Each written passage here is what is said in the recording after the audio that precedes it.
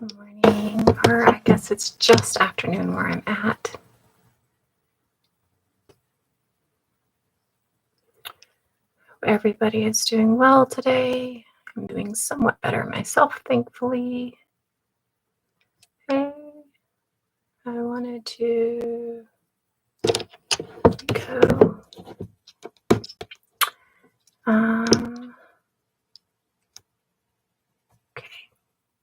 Okay. Trying to get set up still. Hope everybody is doing okay today. I'm doing somewhat better. So yay me. It's always nice when I'm doing somewhat better. I'm feeling much better. I'm no longer I'm still a little shaky, and so we'll see how long I can go today. But I'm not like coughing and hacking and like body aches and feverish and all that sort of shit. So I'm doing a little bit better. Um, you have to there's like 30 mods sleepy, and at 30 mods it doesn't allow me to add any more mods. So it has to actually clear out some mods before it will actually allow me to add more mods, just so you're aware. So it might allow you to add mods, but it might not allow you to add mods. So just so you're aware. But you're welcome to, especially if we have, a shitty chat going. So this is a couple of different things that came to my attention yesterday, and so I wanted to talk on them today, and it's part of the reason that I'm making sure I'm doing a live today, because they are two pretty cool finds and two pretty cool, important information to have, right? And so I wanted to make sure and go over some of these things and talk about them. I need to kind of make sure that I'm doing other things as I do this so that my brain functions correctly. So I will be doing a couple other things as I'm talking, just so that my brain will stay on track and function correctly. But I wanted to go ahead and talk about a couple of these things. The top one that I want to talk about is the find that's in Mexico that is 250,000 years before present. So we're talking 250,000 years ago. This find is from 1979, and there's been some debate and there's been back and forth about it. But even the debated dates on it put it at 40,000 years ago. So with that, that still predates really every other site that we currently have in Abayala and in Turtle Island. If you do not know, Turtle Island is one of the indigenous terms for North America, and Abayala is one of the indigenous terms for South America. So this really kind of, either way, no matter what the debate is and how you fall out on the side of the debate, puts the dating back in Turtle Island by quite a bit. We've talked before about a site in Mexico that is dated to 33 to 35,000 years ago. So at 40,000 years ago, at the very most recent, not it's not the most recent dating as in they dated it the most recently, but as in the dating that is closest to present is 40,000 years ago. So that's definitely at least 5,000 years before the other side of Mexico. So I wanted to go ahead and bring this in. It is Hueyatlaco, and with many things, of course, there are debates. Most of these debates stem from the fact that Western academia doesn't want to be proved wrong. And like we've talked about here before, a lot of things that are talked about within Western academia are confirmation bias, right? And when we're dealing with trying to make sure that they can confirm their right to commit atrocities, Western academia and Western thought doesn't like to acknowledge a lot of things, right? So a lot of the debate when it comes to sites like this has to do with that. It's picking up a little bit, so I want to go ahead and, before we get started on today's topics, discuss what this is. I am Sarah. I'm an archaeologist and an anthropologist. I'm a healer, I'm a historian, and I'm a storyteller. I am Indigenous. And that's not only to Turtle Island, but to pretty much the entire globe. There's not a continent or a space that I don't come from or don't have ancestry in. That doesn't mean that I'm members of Indigenous communities across the globe, because I'm not. And membership in current Indigenous communities is a different thing than having Indigenous ancestors, right? But I am not, but, and I am definitely Indigenous. And so being raised within that and being raised on studying archaeology and anthropology before I ever got out into mainstream United States. Hello, hello. Thank you so much. Notagamas is actually who brought to me and I probably pronounced that wrong, and I apologize, brought to me the Hueyatlaco site. And so thank you very much for this. I did a bunch of, not real deep dive, but a little bit of study on it and went through and tried to find out the different information on it yesterday. And so I wanted to go ahead and talk about this. I come into TikTok and use this space to educate people. TikTok will give anybody who has 1,000 followers a live space, a live chat room, and I choose to use that as an educational platform. I am not a professor. I have degrees in subjects. It doesn't mean that I teach these at local colleges, right?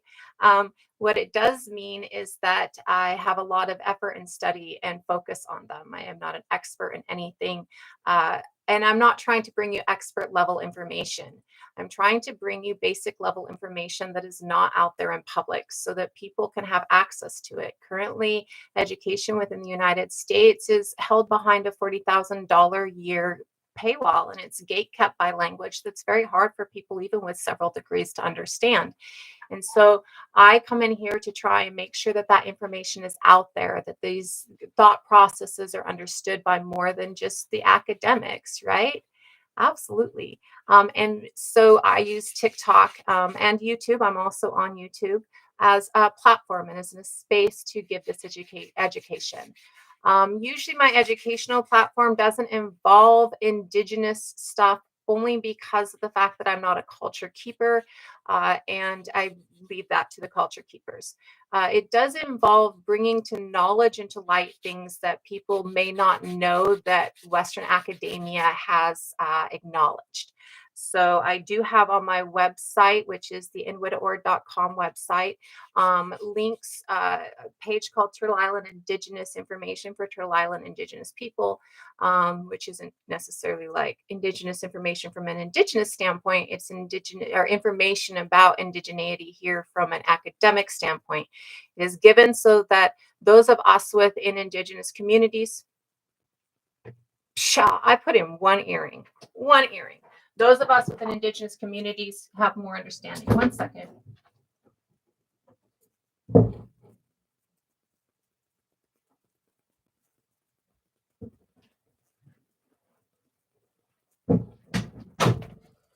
Some days my brain doesn't work well. Coming off of sickness is doubly so. So, my Turtle Island Indigenous sources for Turtle Island Indigenous people is very much about giving academic sources that confirm Turtle Island Indigenous knowledge. It is for Indigenous people who wish to have the not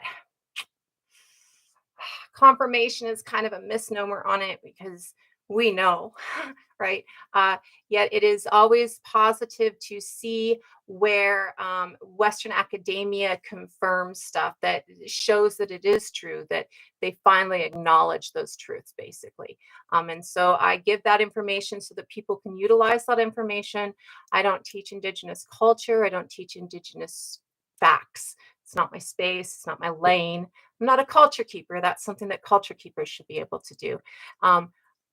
I do teach a lot of the different archaeological thought processes and the DNA thought processes where I understand the DNA thought processes so that people have more information.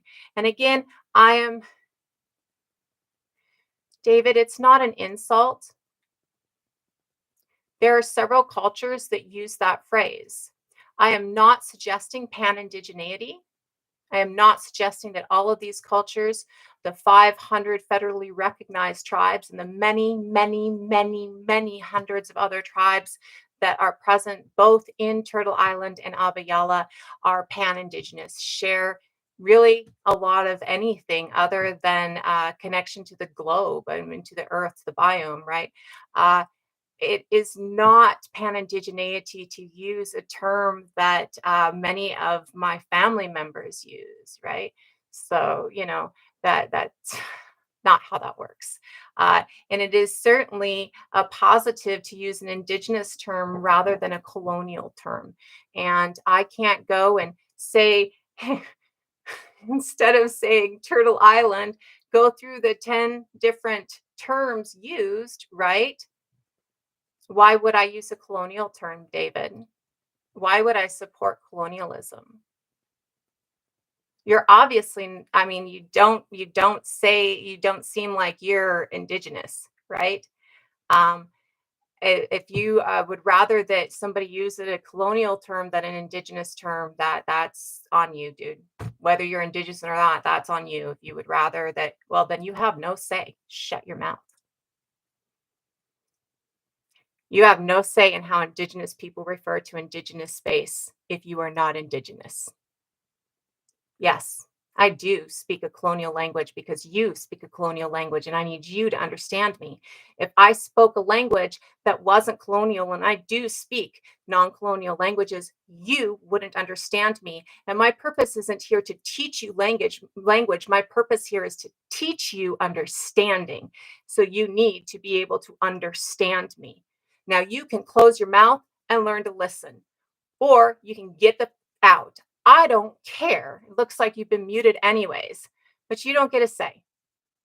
You don't get a say. Okay. This is a space where your white male ass gets to sit down and shut up. It doesn't get a say in my space. Right.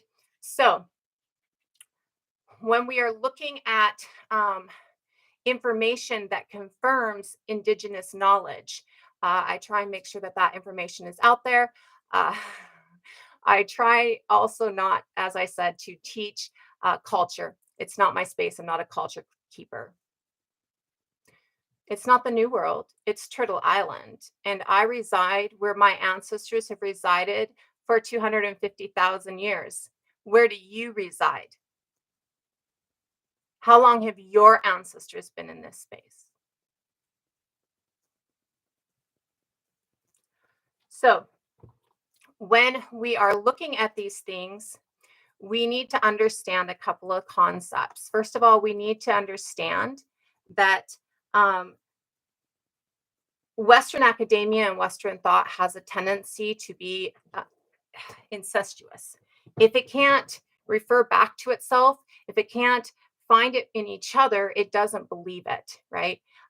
It doesn't have an ability to look outside itself. And concepts and thoughts that don't have an ability to look outside themselves become extremely narrow.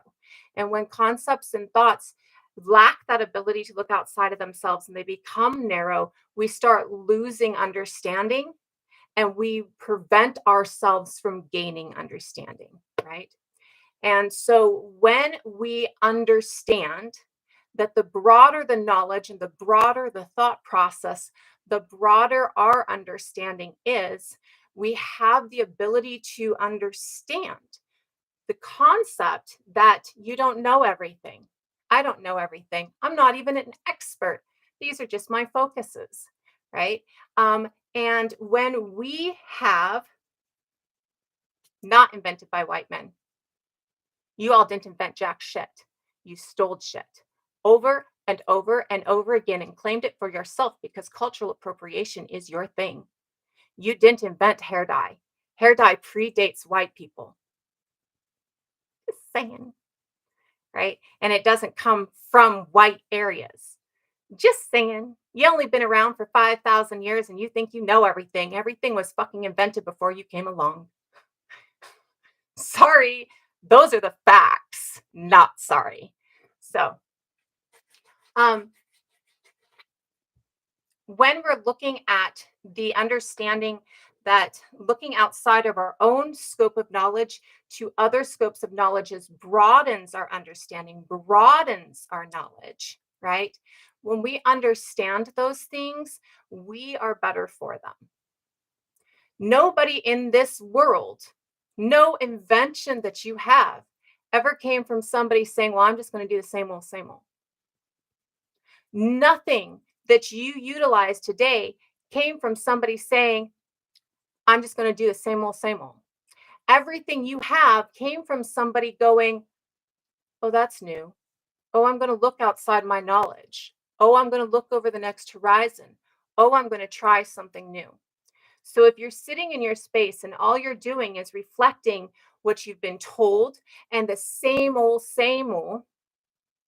right? If all you're doing is regurgitating, if all you're doing is understanding the indoctrination that you've been placed under, you are no benefit, not to yourself and not to others. You are not growing and changing. And the phrase death and taxes are the only things that are guaranteed is a lie. The only things that are guaranteed is change and death. These are the only things that are guaranteed. We are constantly changing and growing. And if we were a white woman, Hedy Lamarr invented the World Wide Web, invented the internet. You had nothing to do with it. So sit down and shut up. Maybe you should do some research because you don't know jack shit, obviously.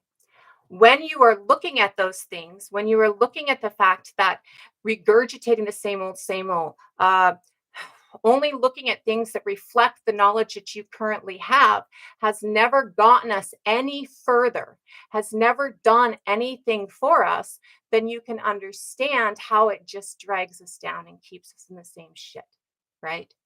And you can understand that all those inventions that we're just talking about that come from an understanding of thought processes outside, a questioning, a quest for knowledge, and a desire for change, then you can understand that this idea that we shouldn't be changing, that we shouldn't be questing for knowledge, and that we should only be studying what mirrors our thought processes, that we should only be regurgitating is detrimental not only to your intelligence, it's detrimental to your mental health, and it is detrimental to the global health.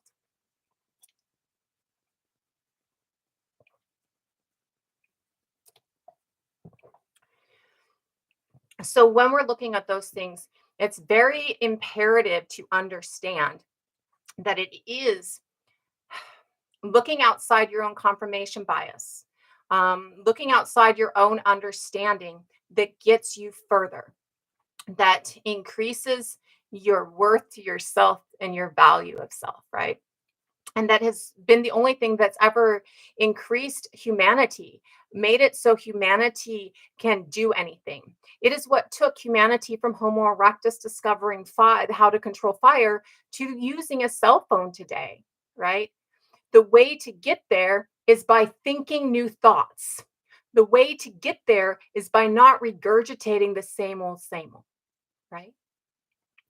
And so, what we're going to talk about today is a couple of different things that we're seeing, some of them new, some of them old, that have not been published or made aware of. Hi. And we're going to talk about a couple of different concepts along with that. Again, if you're just coming in, I'm an archaeologist and an anthropologist by degree. I've got medical degrees as well, though I would consider myself more of a healer than in the field of medicine, as modern medicine has some problems to me. I'm a storyteller and a historian. I am globally mixed to include Turtle Island indigeneity as well as indigeneity to several other spaces. And I believe that education should be free. I believe that education should not be gate-kept behind a $40,000 a year paywall or language that is very hard for many people to comprehend, even if they have extensive degrees. And because of those thought processes, I utilize TikTok as an educational platform. Everybody who gets 1,000 followers in TikTok gets a live room, and I utilize mine for that.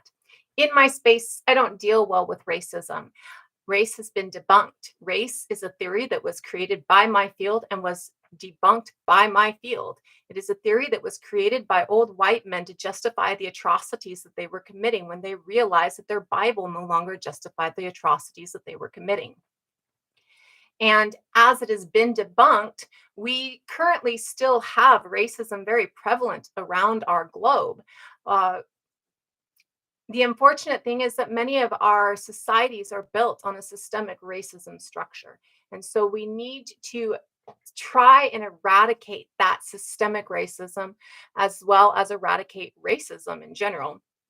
And we also need to work towards a better global understanding. Now, that does not on any level mean that culture and ethnicity do not exist. Culture and ethnicity absolutely exist. These things are based on family lines, they're based on where you live, they're based on community. And they absolutely exist and they are very important. Um, as mentioned before, we're never going to talk about pan indigeneity. It's not okay other than to state that, right? Pan indigeneity doesn't exist. Every indigenous culture has very unique aspects to it. Every culture has very unique aspects to it. Um, can you rephrase that question, Earthling? Jake, can you rephrase that question only because I'm not sure exactly what you're asking. Are we still using race to design rules to describe phenotypes? So there's a lot of people out there that are still using the theory of race, even though it has been debunked.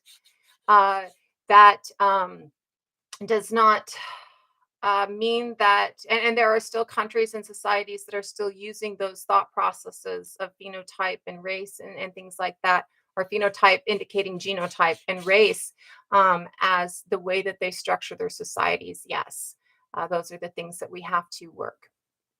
So, and widdaord.com is my personal website where I compile bibliographies. And on that site, there is a tab that says Turtle Island Indigenous information for Turtle Island Indigenous people. And on that tab, or underneath that, is a page that says Hueyatlaco. And that page is where the information.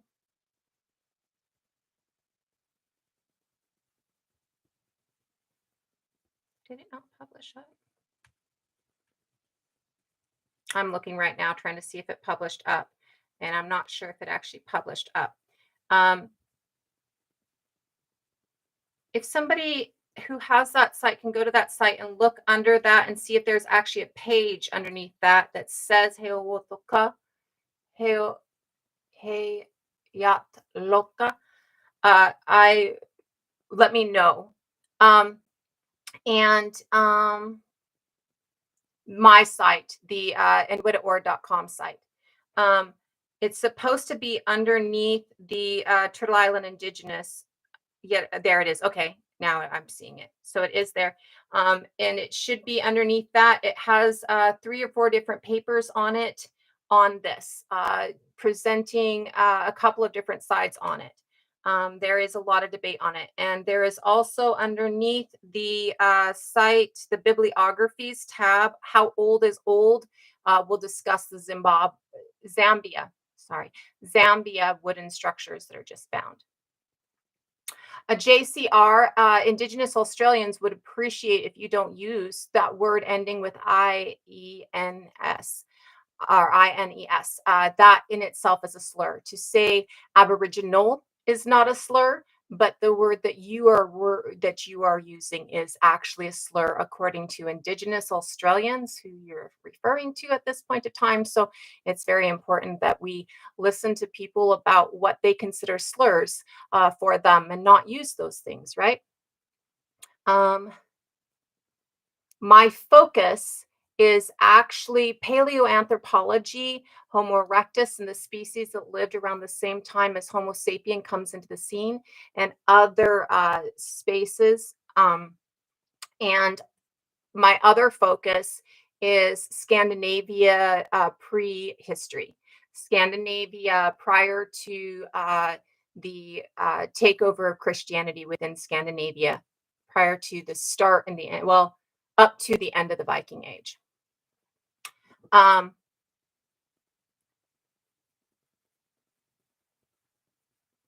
so, okay, perfect. Thank you. Yes, Kathy. That would be, though you can use one or the other and add Australian. You don't need to use the two together. The two together is kind of doubling down on it because they're the same. They mean the same thing. Um,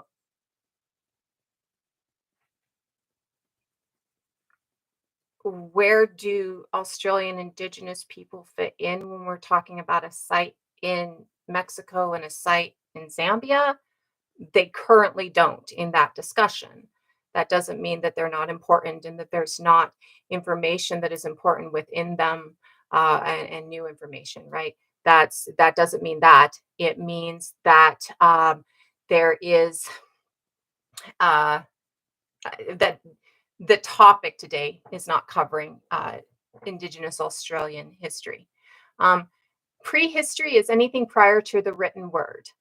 And well, the runic writing is considered the written word. Absolutely. The runic alphabet just means, I think it's like 20 or more characters constitutes an alphabet, like 20 to 36. And what the characters denote is what constitutes an alphabet. So runic writing is absolutely writing. There is not a lot of runic documentation of actions prior to the takeover of Christianity within the Viking or within the Scandinavian area. So prehistory would be prior to writing. Anything history means written word. History literally means written stories. So anything that says prehistory is prior to the written stories in that space.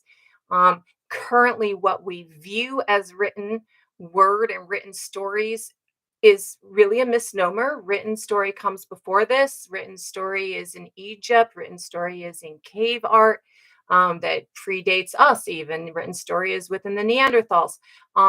Yet, currently, what we view as written story and as the start of history is cuneiform.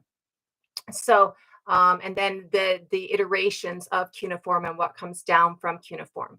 So anything that starts with cuneiform and iterates down to Latin and things like that, that is written down is history. And anything prior to that, no matter what space you're in, that does not have what we consider to be the written word, is prehistory. So here in Turtle Island and in Abiyala, the prehistory of this space is pre 1492, because of the fact that there is not considered a written history or written word of that space prior.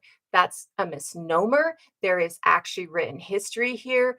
We see that there are calendars, pictographic history, or pictographs are writing. They denote images of whole words, right? They're a whole word. So pictographic stuff is very much written history, written word, yet it is not considered to be a part of history. Uh, Again, Western academia has a lot of problems to it, and Western academia is very inbred and very narrow and very self-centric. If it can't refer to itself, it doesn't matter, right? So, um, when we are looking at prehistory, that's pretty much what I study. I pretty much study anything prehistory. I've studied history for the vast majority of my life as well, so I have a lot of knowledge about history itself.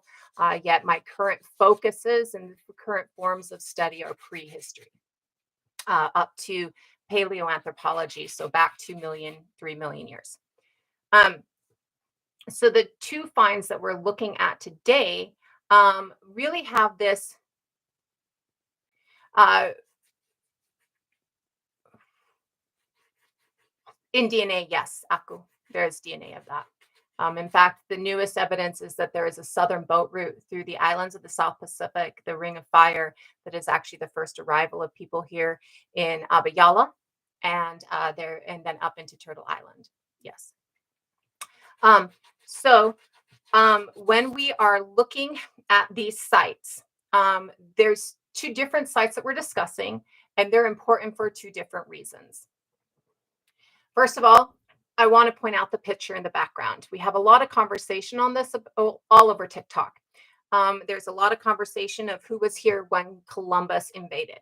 And when we look at who is here when Columbus invades, we have many people in Abiyala, again, South America, who are pre-contact still, who contact hasn't been made with, right? or contact is extremely recent. Um,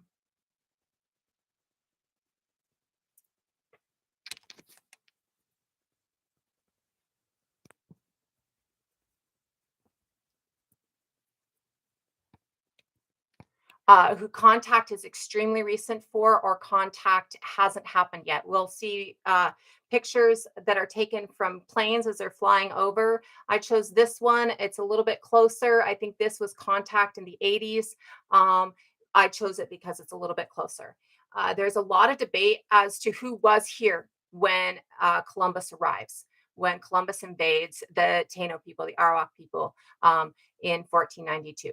And when Columbus invades, these are the peoples, not this specific nation or this specific person, obviously. This is the phenotype of indigenous people, absolutely. Indigenous people in Abayala and Turtle Island when Europeans invade. There's a lot of debate on TikTok over this, and it's really something that can be really easily settled if we just really point to the indigenous tribes that are currently in Abayala that have not been contacted, right? That have no outside influence and therefore no outside genetics. And when we can look at that, we can see what the phenotype of Turtle Island Indigenous people for the most part is. It should be understood that within that phenotype, we see that the tone, the amount of melanation that is within the skin, we all have melanation within our skin. Some of us have more than others, or rather denser melanation, more condensed melanation. That's beautiful, Akio. That's beautiful ancestry, absolutely. The Sentinelese, is that who you mean, Letty? The Sentinelese are over in the Indian Ocean.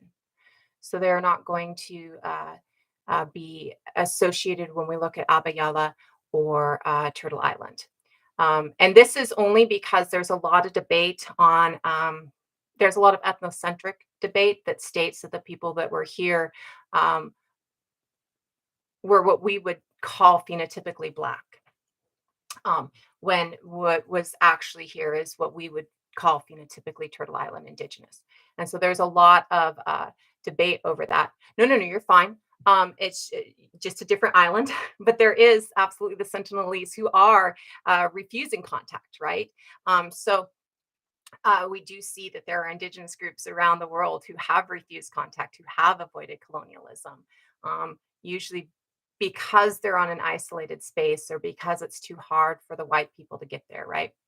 Oh, we don't have DNA on them, to my knowledge. I think maybe I saw something where they had tried to get DNA, but to my knowledge, for the Sentinelese, we do not.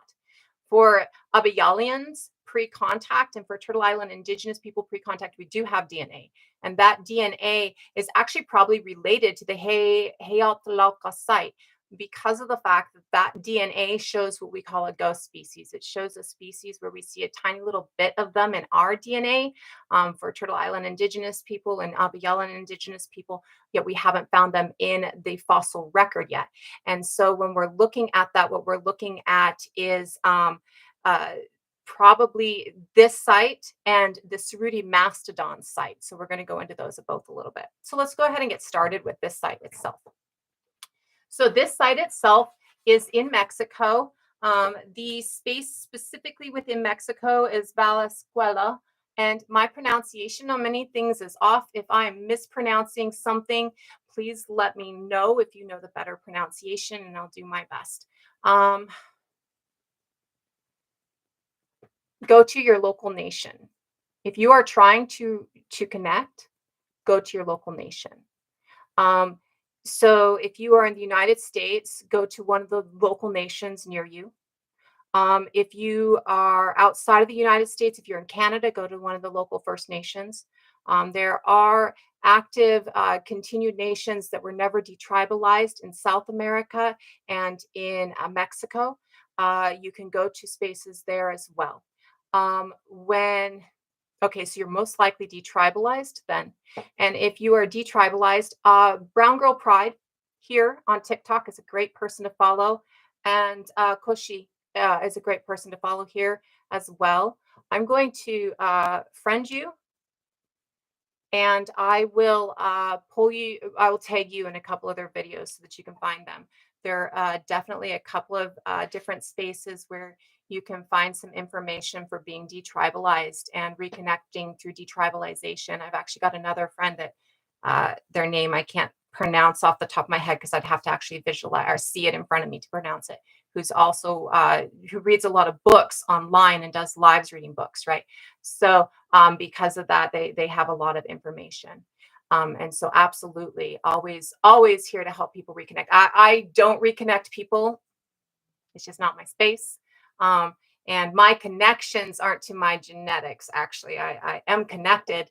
I was raised within. I just wasn't raised within where my genealogy comes from. So I don't do a whole lot of connecting people, but I can guide you to places that can connect you. Um, and absolutely, family tree research is really good. If you can get something like an ancestry DNA test or a 23andMe DNA test, they're not a full DNA test. They won't give you all of your information. You can absolutely take that information that they do give you, though, to different sites. Those sites, there's tools on my website, the WiddaOrd.com's website, that will help you with that too. So they can give you more information based on that so that you can dig a little bit deeper, right? Because if you, especially as detribalized people, you have to kind of like dig a little bit, right?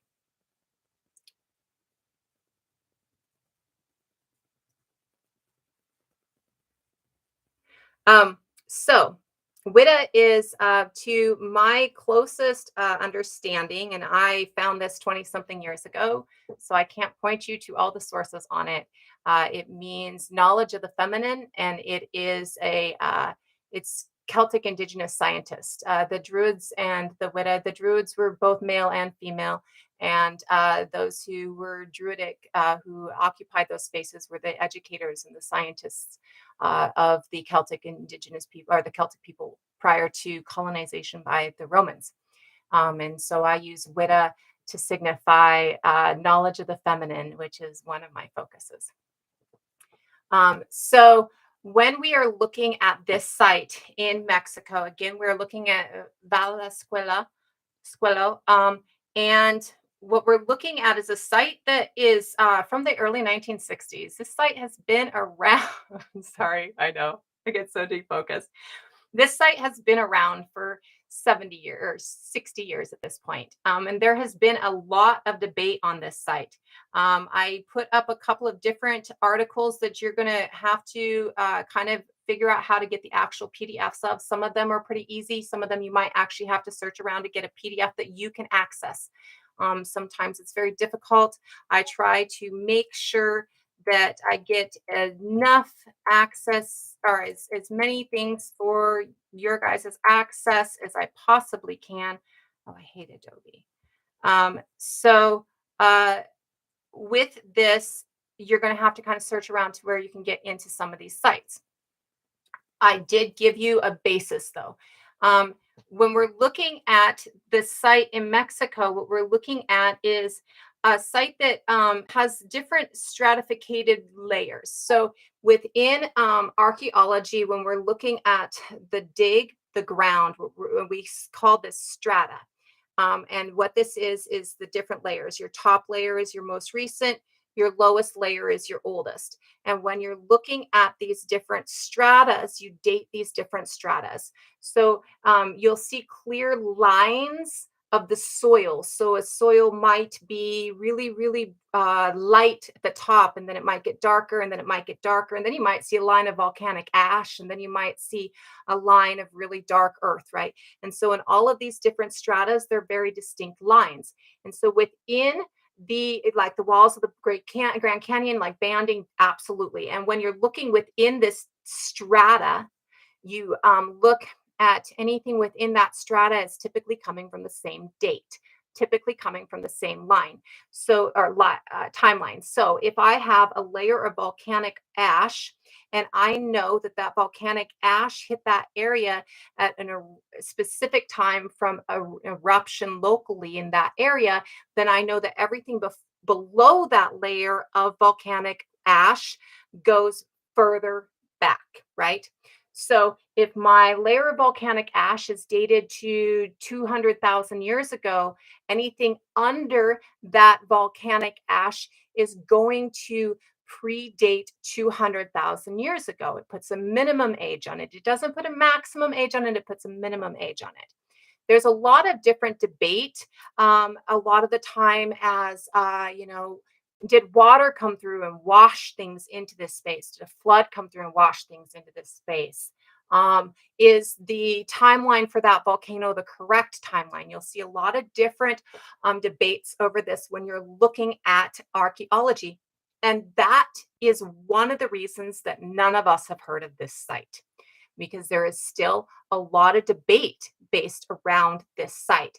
As you look at the articles that I put up on the website, and as you start to dig, you're going to see that there is dispute.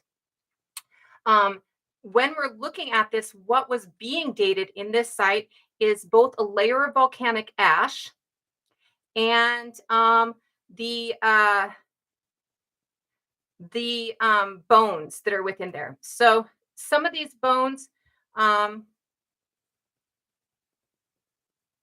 let me get to where I need to be on this article so I can see a little bit of what I'm looking at.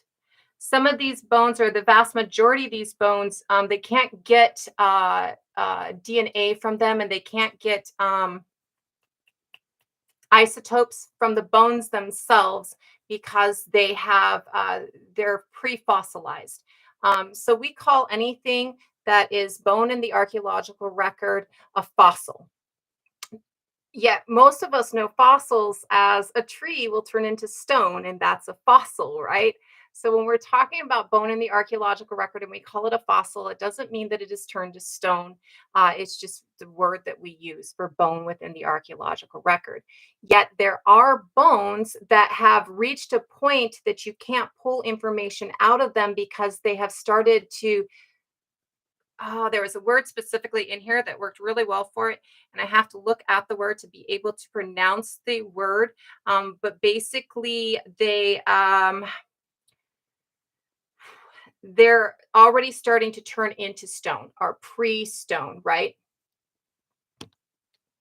She, he, and we are my pronouns, and I don't care what you call me. I really don't. It doesn't matter. Um, it says on my webs or on the profile they only because they don't allow we. But I don't care. Sometimes it throws me when people say they about me, just because I don't realize that they're talking about me. But she, he, and we work. And it's not. That's not the word they use, but it's exactly what it is. It's pre, but it's pre. So it's like at that start of mineralization. And because it's at that start of mineralization, they can't get the information out of it they want. It hasn't mineralized, right? Um, but it has uh, started that process. And so they can't get that isotope dating out of it. They can't pull the carbon 14 out of it because there's no carbon 14 left in it. So for the most part, this has come from dating the layers. Now, when they're looking at the artifacts that they're finding advanced bifacial objects. When we are looking, I'm not a biological anthropologist, I'm a paleoanthropologist. When we're looking at the types of tools that we see across history. We've talked in here before about the Oldowan tools. We've talked in here before about the Acheulean tools. We've touched a little bit on how the Neanderthals have a different tool complex. Before present is BP. Neanderthals have a different tool complex, and how early Homo sapiens have a different tool complex, and how those tool tool complexes meet in the Levant area and in Saudi or the Arabian Peninsula. Sometimes my words are 20 years old and I apologize. I try to make sure and correct them when I do that. When we're looking at the ancient tool complexes, what we're looking at to start with for the Oldowan tool complex is something that we've really understood. No, Jake, that's not what we're dealing with. It was something that we've really understood to have belonged to Homo habilis until last year, or maybe it was earlier this year. But we realized that within the last 6 to 10 months that the earliest tool complex, the Oldowan tool complex, doesn't belong to Homo habilis. They're not who started it. It belongs to Paranthropus boisei, which is actually a cousin of ours. We know him as the Nutcracker Man. Um, and we know this because we found a site, I believe along the Nile, but I don't remember the exact geography, of a butchering of a hippo by Paranthropus boisei. We found a Paranthropus boisei tooth among Oldowan tools. When I'm not Afrocentrist and I'm not a liberal, just so you're aware. Um, when we're looking at the Oldowan tool complex, again started by Paranthropus boisei, what we're looking at is a tool complex that's pretty rough. We see what we call hammerstones and cobblestones. A cobblestone is a flat kind of stone that you place on the ground and you put something on top of it, and then you use a hammerstone to crush things in between these two stones. A hammerstone might have a flat side to it, and it's going to be a larger stone, and you're going to use it to crush. And so when we're doing that, we see with early hominins, early Homo sapien, early humans across the board, that this tool complex is used to get the bone marrow out of the bone, right?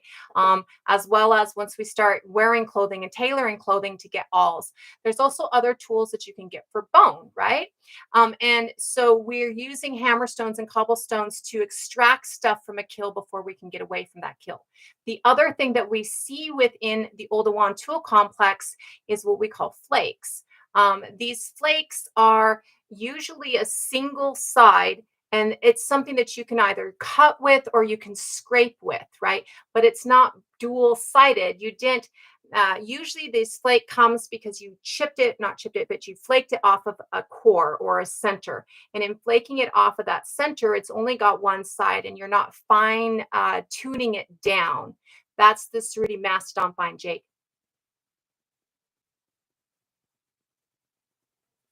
Rusty, it teaches us who we are. So when we're looking at the Oldowan tool complexes, we're not looking at bifacial tools. We're looking at tools that only have a single face to them, to their cutting and to their scraping implements, right?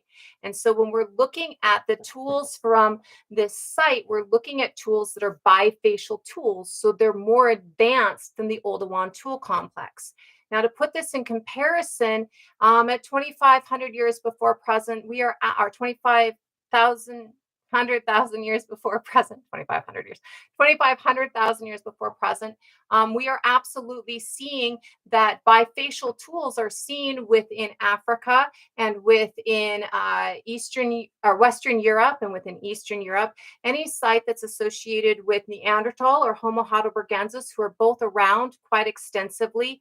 Any site that is associated with early sapien, which is starting at 300,000 years ago. All of these sites have bifacial tools within them instead of the Oldowan tool complex. I know that I'm supposed to know that word, Jake, but it's not popping in my head right now. So when we're looking at these bifacial tools within this space, we are looking at tools that are more advanced, right? So currently we have this understanding of what Homo erectus has done, and we're going to go over that a little bit so you can kind of understand this side a little bit better. When we're looking at Homo erectus is about 2 million years old. They go to about 170,000 years ago. So they start around 2 million years, and in about 1.8 to 1.9 million years, we see their first step outside of Africa with the find that we all saw like last year about a tooth in Georgia. Old human tooth in Georgia, 1.8, 1.9 million years ago. This is a Homo erectus tooth. When we're looking at this, we see that Homo erectus is the first hominin species to move outside of Africa, to move across the globe, right? We see that Homo erectus is extremely genetically diverse. We don't have their DNA, but when we look at the morphology of the species, the skull morphology, the skeletal morphology, we see that they're very diverse in their morphology. And in this diversity that they have in their morphology, as they're moving into different spaces, they're adapting to those different spaces. It's one of these beautiful things that we get from them, right? And as they're adapting into these beautiful spaces and they're moving about, they become new species. This is how we get that Homo neanderthal was never inside of Africa. Homo neanderthal speciates outside of Africa and stays outside of Africa, though their genes make it into Africa pre-colonization. This is how we get that Homo denisovan speciates in East Eurasia. This is also how we get a couple of other species that we've seen in the news. Homo florensis is a species from the Isle of Flores in Indonesia that is a descendant species of Homo erectus. They think that it's, or gaster, which is one of the subspecies or descendant species of Homo erectus that crossed water to get to the island of Flores in Indonesia. Now, the island of Flores is within the Wallace Trench, and the Wallace Trench is something that is so deep in it's between two plates, and it's so deep that it's never been above sea level, which means everything inside the Wallace Trench, which is kind of this line, which part of the islands of Indonesia are within, are places that you had to cross water to get to. And anything below the Wallace Trench are places that you had to cross water to get to. Last 2021, we found that there's another species in the island of Luzon in the Philippines, Homo luzonensis. And this species had to have gotten to the island of Luzon by crossing water. So we know now that Homo erectus is absolutely finding ways to cross water. There's a new find talking about Homo erectus in an island in Crete. There's a new find that shows Neanderthals crossing water as well. So when we're looking at these, we're looking at people who had an ability to cross water. Now, this wooden structures that we have in Zambia 476,000 years ago, this is extremely unusual for us to find wood in the fossil record. The reason is because wood is degradable. Wood degrades at a swift rate. Our oldest find prior to this is like something like 30,000 years ago, 40,000 years ago, of a wooden implement, right? Because of this, anything that is boat-like, anything that's going to float across water is something that is biodegraded already, something that is degraded in the fossil record. And so finding record of it is pretty near impossible. And so we're not sure how they're crossing water. We just know they're crossing water. When we're looking at Homo florensis and we're looking at Homo luzonensis, we're seeing actual fossils that actually prove 100% without a doubt that somehow they're crossing water. When we get to Australia, we see something called the Moyhill site in Australia that's 120,000 years old, that proves again the crossing of water at 120,000 years, because you have to cross the Wallace Trench to get to Australia. And when we're looking here in Turtle Island, absolutely, reeds are absolutely amazing. Hide boats are something that have been used for a long time as well. Both very biodegradable, both very not found in the fossil record, because, we know that they've been using basketry for hundreds of thousands of years, yet we haven't found baskets in the fossil record, right? So when we're looking at Turtle Island, again, North America, we're seeing the Cerruti Mastodon site at 130,000 years ago in North America. This site shows that Homo erectus had to cross water to get here. Now, why do I say that this site shows Homo erectus and the Moyhill site shows Homo erectus? Current knowledge is that, well, we start as Homo sapiens in Africa, our oldest specimen being, our oldest fossil being in Morocco at 300,000 years old, that we don't actually converge as a species until between 125,000 years ago and 135,000 years ago. And we don't actually leave the Levant area or the Arabian Peninsula until roughly 50,000 years ago, with the exception of indigenous Australians who have been in Australia for 70,000 years. So because of this, we know that anything that we're seeing prior to 100,000 years in these spaces are descendant species of Homo erectus that have likely speciated in this space. So when we're looking at the site in Mexico, the Hueyatlaco site, what we're looking at is a site that is most likely a descendant species of Homo erectus. We don't start until 300,000 years ago, and we haven't converged as a species until 135,000 years ago, and that's 100,000 years before that. So we are or from the converging as a species 50,000 years, after we start as a species. Yet still, we're not making it. We're not even a singular species at that point of time. So this is absolutely evidence of Homo erectus making it to Abya. Well, no, sorry, Mexico's Turtle Island, not Abya. Making it to Turtle Island and speciating here. Now, we have lots of evidence of this within indigenous oral tradition of there being other peoples here when sapien arrives, or of being created here. So again, we have that ghost species that we see within Turtle Island indigenous people and Abayalian indigenous people, just like we have several other species that we see within our DNA. Everywhere we go, we envelop the people that are already there within us, because that's how we are. We come from convergence. We are there's only one other species on this planet that we know of that came from convergence, and that's Homo erectus, who we came from in part. And as a species that comes from convergence, we're used to having multiple species in our family, in our home, in our community. And because of that, as we're moving across the globe, we're seeing Egypt isn't the first place, though.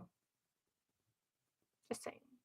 As we're moving across the globe, we're seeing that we're enveloping different peoples that we meet within us, right?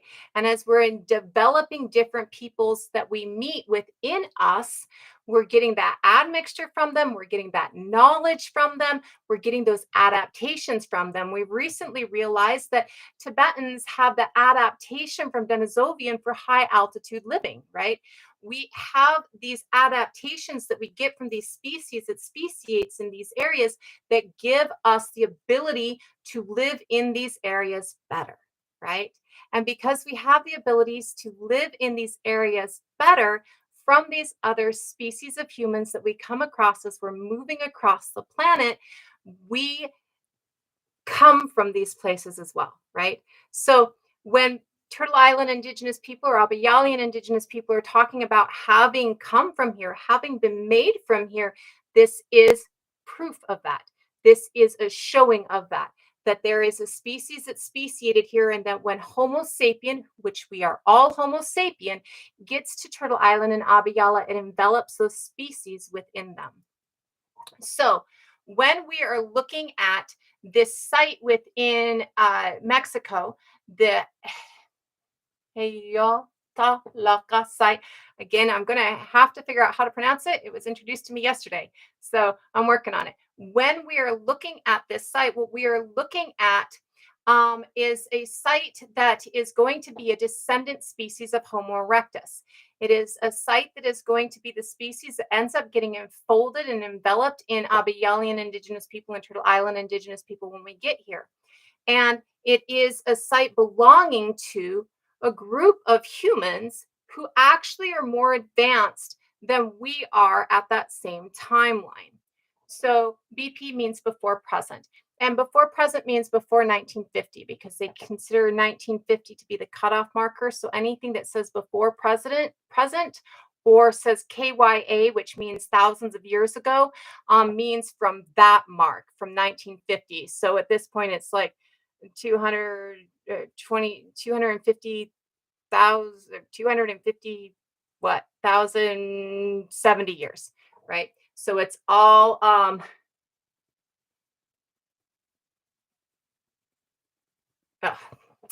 so I've got my sources. Do you got yours? So when we're looking at that, we want to make sure we understand it's like 1950, but it means before present, and KYA means thousands of years ago. So this site is a group of people who are very advanced. They have advanced bifacial objects, which means that the objects that they have, the cutting tools that they have, the knives that they have more than one side to them, bifacial, two sides. And this, absolutely. Nemo is another one. Letty, Nemo that just spoke, they are somebody who is very good to follow for finding information on reconnecting for detribalized people. That was the other one that I was talking about.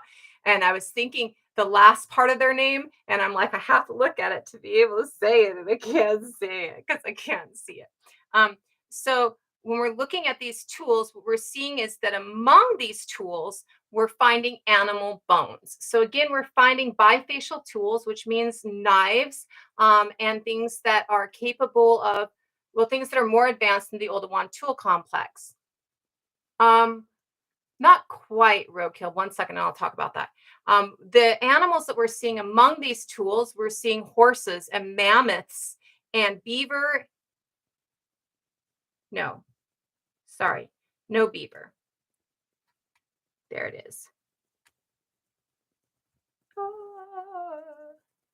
Pronghorn and bison.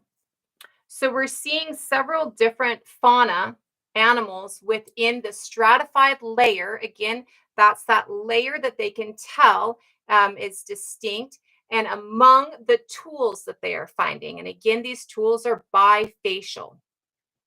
So the land bridge theory, as in the way that everybody got to Turtle Island and Abiyala, has been debunked.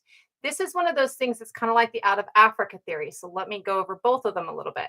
The land bridge theory states that the first people here in Turtle Island come over across a land bridge that has an ice-free corridor between 15 and 18,000 years ago. Our current understanding is that people are here in Turtle Island and in Abiyala way prior to that. We have knowledge that Homo sapiens are here at least 35,000 years ago. So when we understand that Homo sapiens are here at least 35,000 years ago, we understand that the ice-free corridor isn't there. So that is not how the first Homo sapiens get to Turtle Island or Abiyala. The current understanding or the current studies being done show a crossing of the South Pacific, island hopping through the South Pacific between 35,000 years ago and 52,000 years ago. The DNA states 52,000 years ago. The Mastodon site is 130,000 years ago, but that would be not sapien. And I want to focus on sapien when we're talking about peopling of the Turtle Island and Abiyalian by the current people that are there, right? So the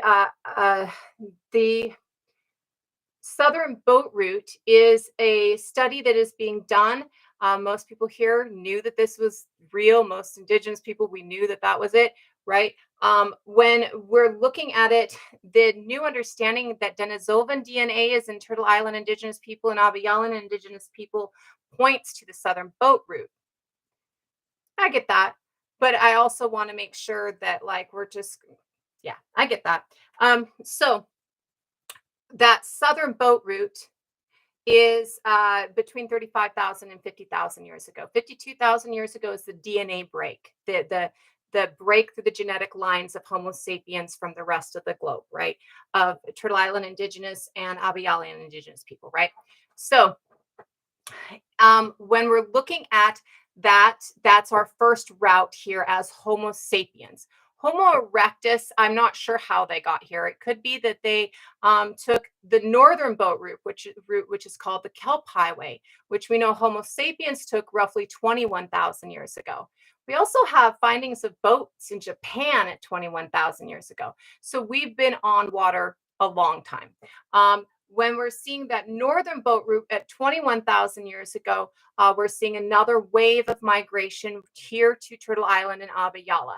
And then we see that between 15 and 18,000 years ago, there is an ice-free corridor along the continent of Beringia, which is a continent created during the last glacial maximum out of the Bering Strait area.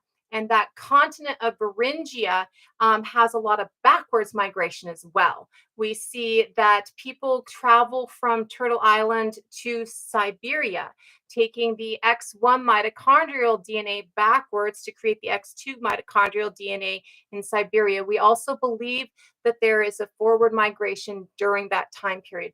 There's also evidence of another boat route at 8,000 years ago in the northern regions as well. So there's evidence of several different migration patterns. Currently, it's considered that there are 3 different migration patterns and that the first migration pattern starts prior to 35,000 years ago, and that first migration pattern comes along the southern boat route. when we're looking at these sites that predate Homo sapien here, how Homo erectus gets here could be crossing water. It could be, there's many different glacial maximums between the start of Homo erectus and the start of Homo sapien. So it could be during any one of those time periods as well. We know that they crossed water because of Homo florensis and Homo luzonensis, and because of the Moy Hill site in Australia. So we know that they had to cross water as well. So there is many different ways that Homo erectus could have made it here to create the Hueyatlaco site and to create the Cerruti mastodon site. Because again, these sites predate us really leaving the Arabian Peninsula and the Levant area. We know that these are not Homo sapien sites. They are Homo sites, though. They are human sites, and they are made by descendant species of Homo erectus that we then envelop within us when we get here. The out of Africa theory that has been debunked the out of Africa theory that has been debunked is the idea that we start in Africa and then we leave Africa at like 150,000 years ago, and there's no backwards migration. A group leaves and that group advances. Like, it is this idea that everybody outside of Africa has evolved further than those who remained inside of Africa. And this is what has been debunked. We now know that the Homo sapien population doesn't actually leave. At this time, actually, the Arabian Peninsula and the Levant area are part of the African continent because of the glacial maximum. So Homo sapien doesn't actually leave the African area, the continent of Africa, until roughly 50,000 years ago, with the exception of indigenous Australians who have been there for 70,000 years. So what has been debunked is not that Homo sapien starts in Africa. It is when Homo sapien leaves Africa and whether or not Homo sapien leaves Africa and then isolates. One thing we've never done throughout the history of us is isolate. We have always, always, always commingled and mixed and, gotten a little here and, ooh, you're cute, all over the place. And we've always traveled and we've always moved, right?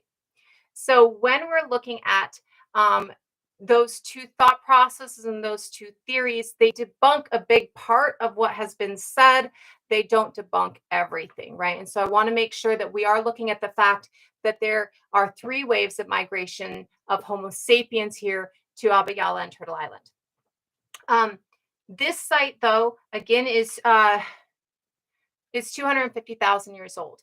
Now, there is a lot of back and forth about this site. As you can imagine, it's been out since the 60s, and nobody's really heard of it. So first of all, there is that need to deny anything that doesn't prove Western academia white superiority, right? There is this absolute need to make it to where absolutely could not have had people here in Turtle Island and Abya who were more advanced than people in Asia at the time, or in Eurasia at the time, right? Absolutely can't have that. That's not okay. We can't do that, right? So there is absolutely this need within the field, within academia, within archaeology and anthropology, to kind of confirm the confirmation bias, to kind of confirm the prejudice, to kind of give excuse to atrocity. And because there is that constant need to kind of give that excuse to atrocity and ignore anything that proves that the atrocity should not have happened, this is one of those things that has been shoved underneath the carpet. So we see that there's been a couple of different datings on this, and there's been a couple of different arguments on this. Now, the first argument is that the dating, so what we're looking at with the dating is what they dated is the layer above these tools. So again, we see in the strata that there are bones of animals, and among the bones are what we call in situ. There are tools that are bifacial tools, which means these are advanced stone tools. And above this is a layer of volcanic ash that's kind of turned to glass. And this layer of volcanic ash that's kind of turned to glass is what is dated. So this dates to roughly 200,000 years ago. And because of this, the way that the strata is underneath it, they put the dating for those tools at 250,000 years ago. So when we're looking at that dating, the arguments that are coming out are this is a wash, that um, through flooding, these tools and these animal bones have been washed into this area, and that's why they're underneath the strata or the layer that has been dated to 200,000 years ago. Now, when we're looking at this, it should be understood it's a little hard to wash things up underneath glass for one. It should also be understood that it has been disproven that this is not a wash. The way that the bones are, the way that the tools are, and the way that everything is within this stratified layer show that this is not a wash.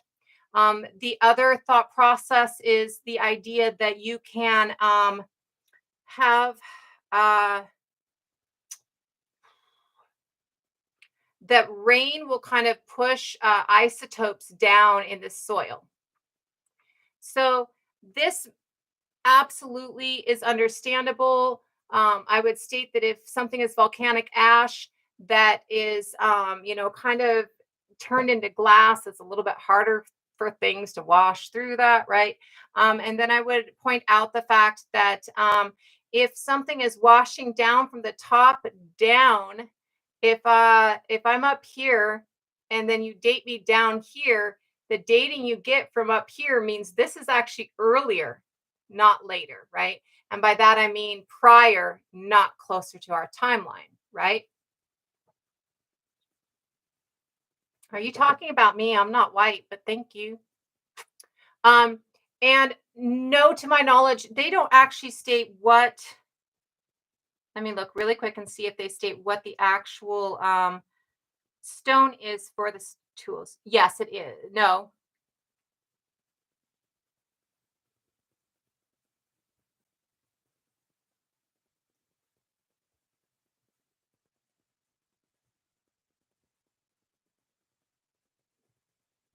it's chert, not obsidian.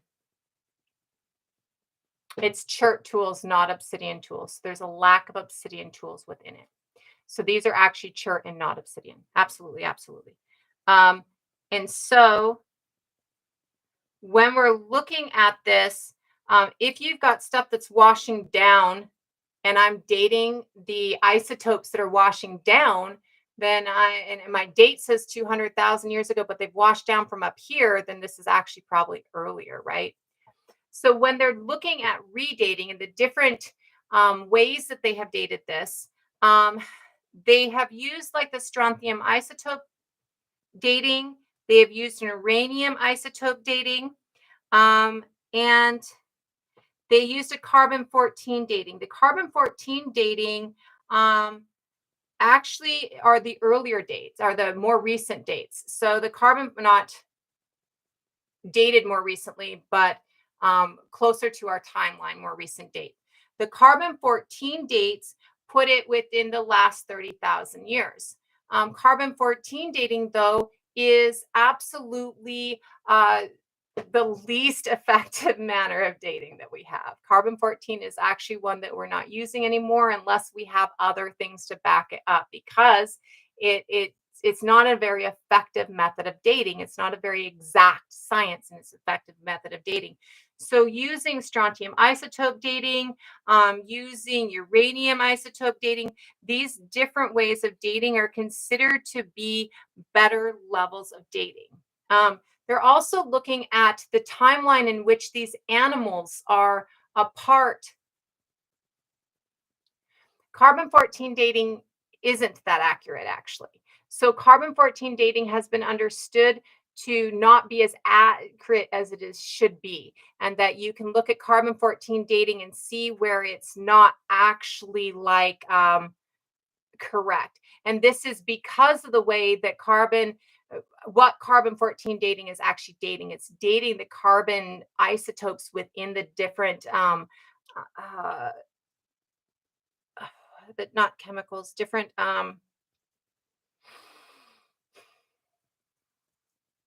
so like the white sands footprints that are dated by the seeds within the footprint itself, right? It's not dating the actual fossil itself, it's dating the surrounding of the fossil, right? So When we're looking at carbon-14 dating, it's it it's used it's used to get a rough dating, and then we back it up with something else anymore. It was used almost exclusively until we got these new dating techniques, and now we start here and then we use the new dating techniques.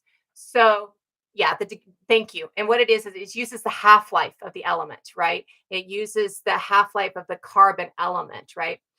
So when we're looking at things like strontium isotope dating, uranium, thorium dating, these dating techniques date better. They're considered to be the better tools for dating, right? Um, so, um, so you're looking at Wikipedia, Aaron, because that's what Wikipedia says. But when you look at the actual articles, that's not what the articles say.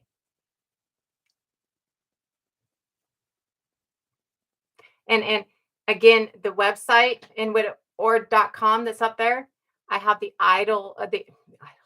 articles compiled on that website underneath Turtle Island Indigenous Finds for Turtle Island Indigenous People, right? And so, well, Wikipedia can be used on a lot of things, absolutely. I would point out that that Wikipedia page, because I did look at that Wikipedia page, and that's how I know that you got that from Wikipedia, right? Um, Yes, it might, but that doesn't mean that that's what the articles say. That means that that's what the white academics state.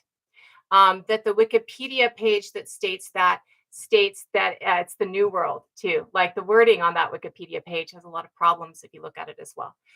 When you're looking at the articles state that the dating on it that is the closest dating to present is 40,000 years ago. The idea of the 26,000 years old or 20,000 years old is not actually dating the layer that these things are found in.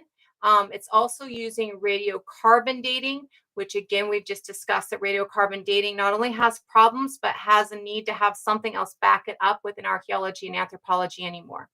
And we are discussing the fact that there are debates on this, right? And it is these debates on this, right, that actually you can't radiocarbon date that late. Exactly. So it is these debates on this that are actually what is keeping this information out of a public sphere. Because where there is one person that's stating it's impossible, there is 4 or 5 different people who are stating this is what's going on. So even within the carbon-14 dating within the actual journal articles, not the Smithsonian, but the actual journal articles, they're saying 40,000 years ago. The of that strata, they're looking at a layer above it that they're saying is 26,000 to 20,000 years ago. And so when we're looking at that strata, we're looking at before 26,000 years ago, right? So,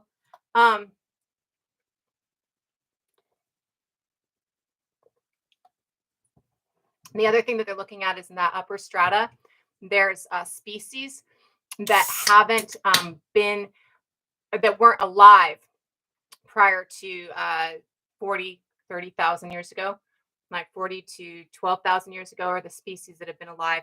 And again, this is a strata above the strata that has the bones and the stone tools within them, right?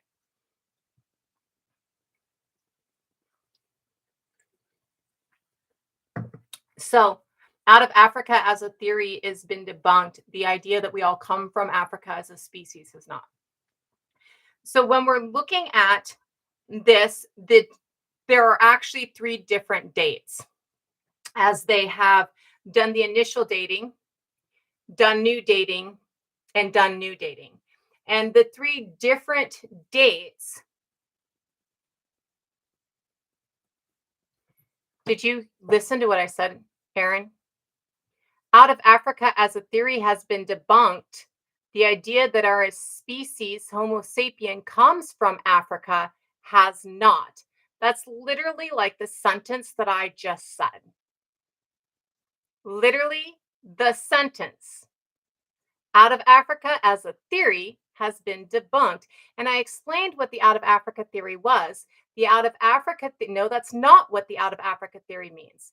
The out of Africa theory is that at 150,000 years ago, everybody outside of Africa left Africa and they isolated outside of Africa. And so they evolved further than those in Africa.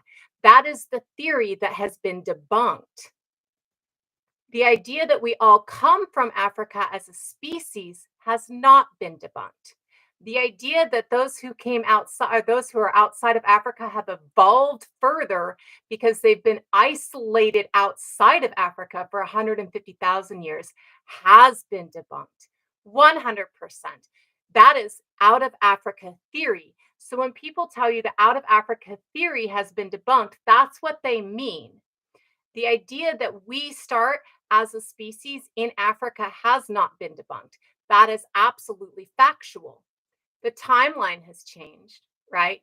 But where and where, like, and how, right, has absolutely still, like, not only still there, but it's been confirmed several times, right? So when we're looking at these three different dates that they are giving along this site, the three different dates that the journal articles, not your other articles, are giving is is the first date at 250,000 years ago. The second date is 40,000 years ago. And then the third date is 800,000 years ago. Okay. So when we are looking at the three different dates that are given in the journal articles by the actual archaeologists working on this site, what we're seeing is either 250,000 years ago, 40,000 years ago, and I did state that this isn't our species. I did state that. I've explained how this isn't our species. Right? Maybe you should hear. Close your mouth, open your ears, stop your typing fingers, and listen. Okay? So these three different dates that we have for this site are 250,000 years ago, 40,000 years ago, 40,000 years ago, and 800,000 years ago. Now, again, as I stated prior, and we're going to double down on, this is not a Homo sapien find. This would be, unless it is 40,000 years ago, which still puts Homo sapien here 5,000 years before the current accepted timeline for Homo sapien here, okay? If the other two dates out of the three dates that are given, if the other two dates out of the three dates that are given are the correct datings, then what you are looking at is not our species. You're again looking at a descendant species of Homo erectus, just like we see descendant species of Homo erectus in many other sites across the globe. We see the Moy Hill site in Australia at 120,000 years ago that is a descendant species of Homo erectus. We see the Cerruti Mastodon site at the San Diego Natural History Museum, headed up by the principal archaeologist of the San Diego Natural History Museum, is 130,000 years old. These two sites and this site are all non-sapien sites. They are all descendant species of Homo erectus. Now, as we were talking about earlier, Homo erectus starts roughly 2 million years ago. And when Homo erectus starts, they leave Africa relatively quickly. Homo erectus has several different, what we call subspecies by half of paleoanthropology. The other half of paleoanthropology just calls them other species. They're always found in sites that are also Homo erectus sites. And that's why they're frequently referred to as subspecies of Homo erectus. So Homo erectus is subspecies and Homo erectus make it across the globe. As Homo erectus makes it across the globe, it starts adapting in the areas that it goes into. And by adapting in those areas that it goes into, it becomes other species. This is how we get Neanderthal, who was never in Africa, though their DNA is found everywhere in Africa except for the Yoruba community and the Kwe community. Those are the only two places in Africa prior to colonization that don't have Neanderthal DNA. And this is because of the fact that we didn't leave Africa and isolate. We kept going back. There's a constant flux and a constant movement of Homo sapien, okay? And so, or not Homo, well, Homo sapien in this point. There's also constant flux and a constant movement of Homo erectus. As Homo erectus moves outside of Africa, they speciate through adaptation in these different areas. This is how we get to Heidelbergensis and then Neanderthal. Before present is BP. This is how we get to Denisovan, right? This is also how we get to Homo luzonensis in the Isle of Luzon in the Philippines, which they had to cross water to get to because it's below the Wallace Trench, which has never been above sea level. This is also how we get to Homo erectus speciating into Homo florensis in the island of Flores in Indonesia, again inside the Wallace Trench, and therefore having to cross water to get there. This is also how we get things like Homo longi, which we're not sure yet whether or not they're Denisovan. This is how we get to the brand new species that they came out with last month, HLD6, that doesn't even have a name yet, in Asia at 300,000 years ago. This is because as Homo erectus is making it across the globe, they're speciating. We have something called ghost species within our DNA. So we're all Homo sapien. There's no debate on that. There's no question. We're all Homo sapien. We just all have admixture from everywhere because, hey, we like to have sex with things that look a little different. We started from things that look a little different. We like to have sex with things that look around a little different, right? So when we come across different species as we're moving across the globe as our species, which solidifies as a species at 125,000 years ago, though starts its journey to that solidification at 300,000 years ago.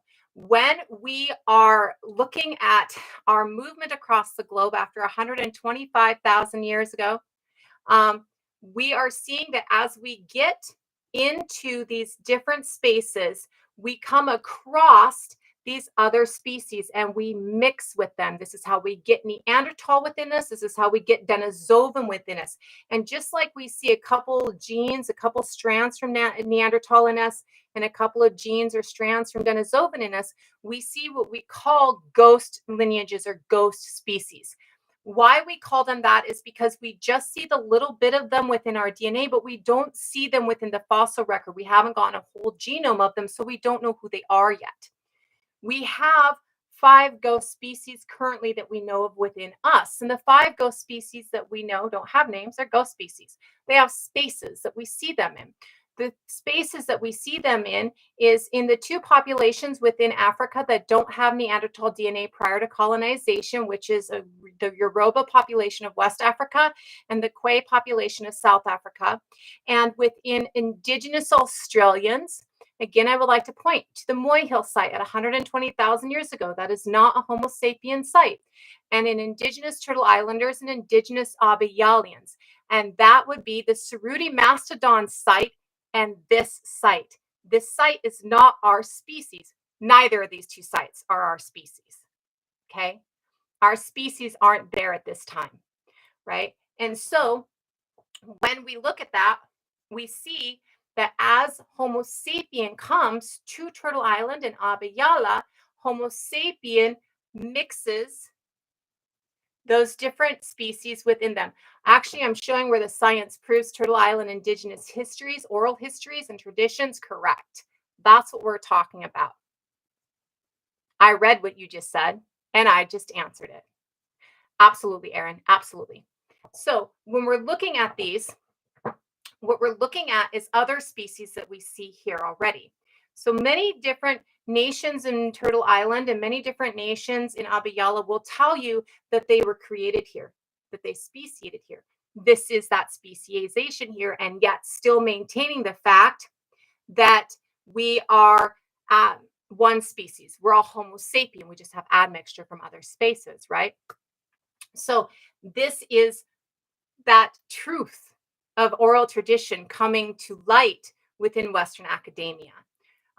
That southern boat route that we were just talking about is another one of those truths of oral tradition and oral history coming to light within Western academia.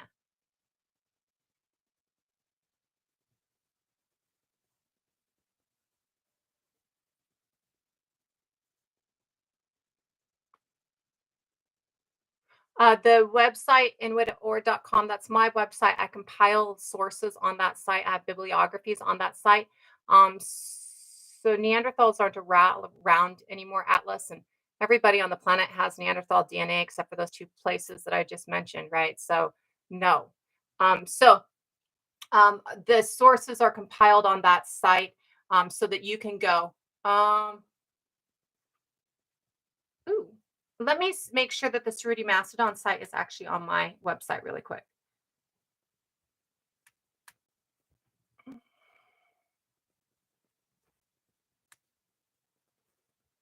Yes, it is. On the website inwitdaord.com, under Turtle Island Indigenous Info for Turtle Islanders is the 130-year-old Ceruti Mastodon site.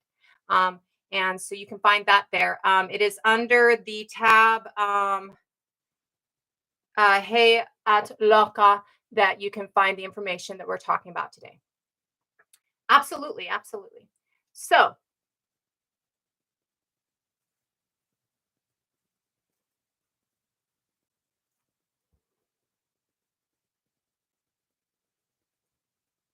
this seems like an interesting. So the reason that it's not going to be our species is because our species wasn't out of the Levant area at that time. Like the furthest that we have made it out at that time is the Levant area. We actually hadn't solidified as a species during the time that either of these two sites are around. So we start at 300,000 years ago. The oldest that we have of us is in Morocco. Current understanding is that we come through a convergence of many different species living together. So like Heidelbergensis and Ergaster and Antisus are all living together, mixing together creates Homo sapien. And the current understanding is that you get Homo sapien here and Homo sapien here and Homo sapien here. And these are pockets of Homo sapiens in groups, communities that have multiple species within those communities. And that the convergence of us as a singular species instead of as the children of other species within broader communities doesn't come until 135 to 125,000 years ago. So anything outside of Africa prior to that is not going to be something that our species had anything to do with it. So that's why when we're looking at these things, or we're looking at the 130-year-old Ceruti Mastodon site, or we're looking at the 120-year-old Moy Hill or 120,000-year-old Moy Hill site, we're looking at something that is not our species. BBC, it is, we're talking about a 100 or 250,000-year-old site in Mexico called Hueyatlaco. And then we're going to touch on the new find within Zambia. So we're kind of going over a couple of different things. And we are always adding in a little bit more just so there's a little bit more stuff, right? The Ceruti Mastodon site is juvenile mastodon bones. Again, in situ means among. So on that same stratified layer, among those bones, we see hammerstones and cobblestones. Hammerstones and cobblestones that have evidence of crackage, have smears of blood on them, and the breakage on the Ceruti or on the mastodon bones, the juvenile mastodon bones, is breakage that happens when the Mexico site and Zambia site are not connected. Though I think that they're not connected, but the information, if you look at both of those informations, it broadens our information a little bit. That's why. And both of them are things that were brought to my light yesterday. So in situ with those mastodon bones, and the bones are broken in a way that they had to be fresh when they were broken. There's not something that was broken even a year later. They were wet bone when they were broken because of the way the fresh bone breaks. First of all, a spiral fracture within the bone is because you're twisting the bone. So you actually need somebody else to twist that bone. It's actually an abuse fracture that you look for within radiography. And then the way that the bone fractures when wet, think of a piece of toast. Pull a piece of toast out of the toaster. If it doesn't have any butter on it, you can break it and it will kind of snap, right? But if you put butter on it, it won't snap. Now you can put butter on it and leave it there for a week and then it will snap, right? So when something is freshly wet, it tears instead of snaps, right?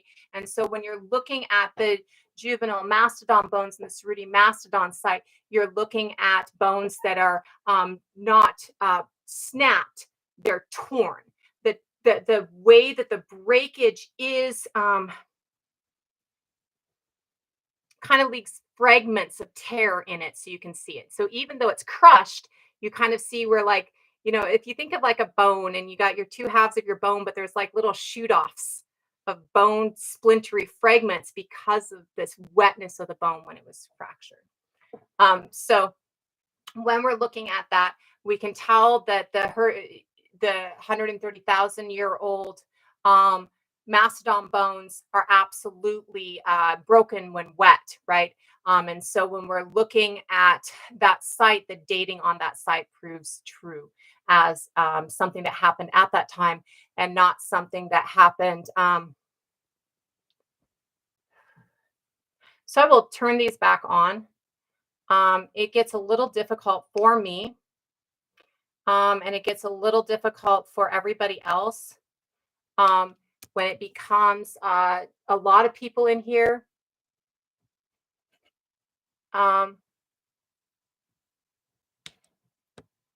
Oh no, it won't let me do that now.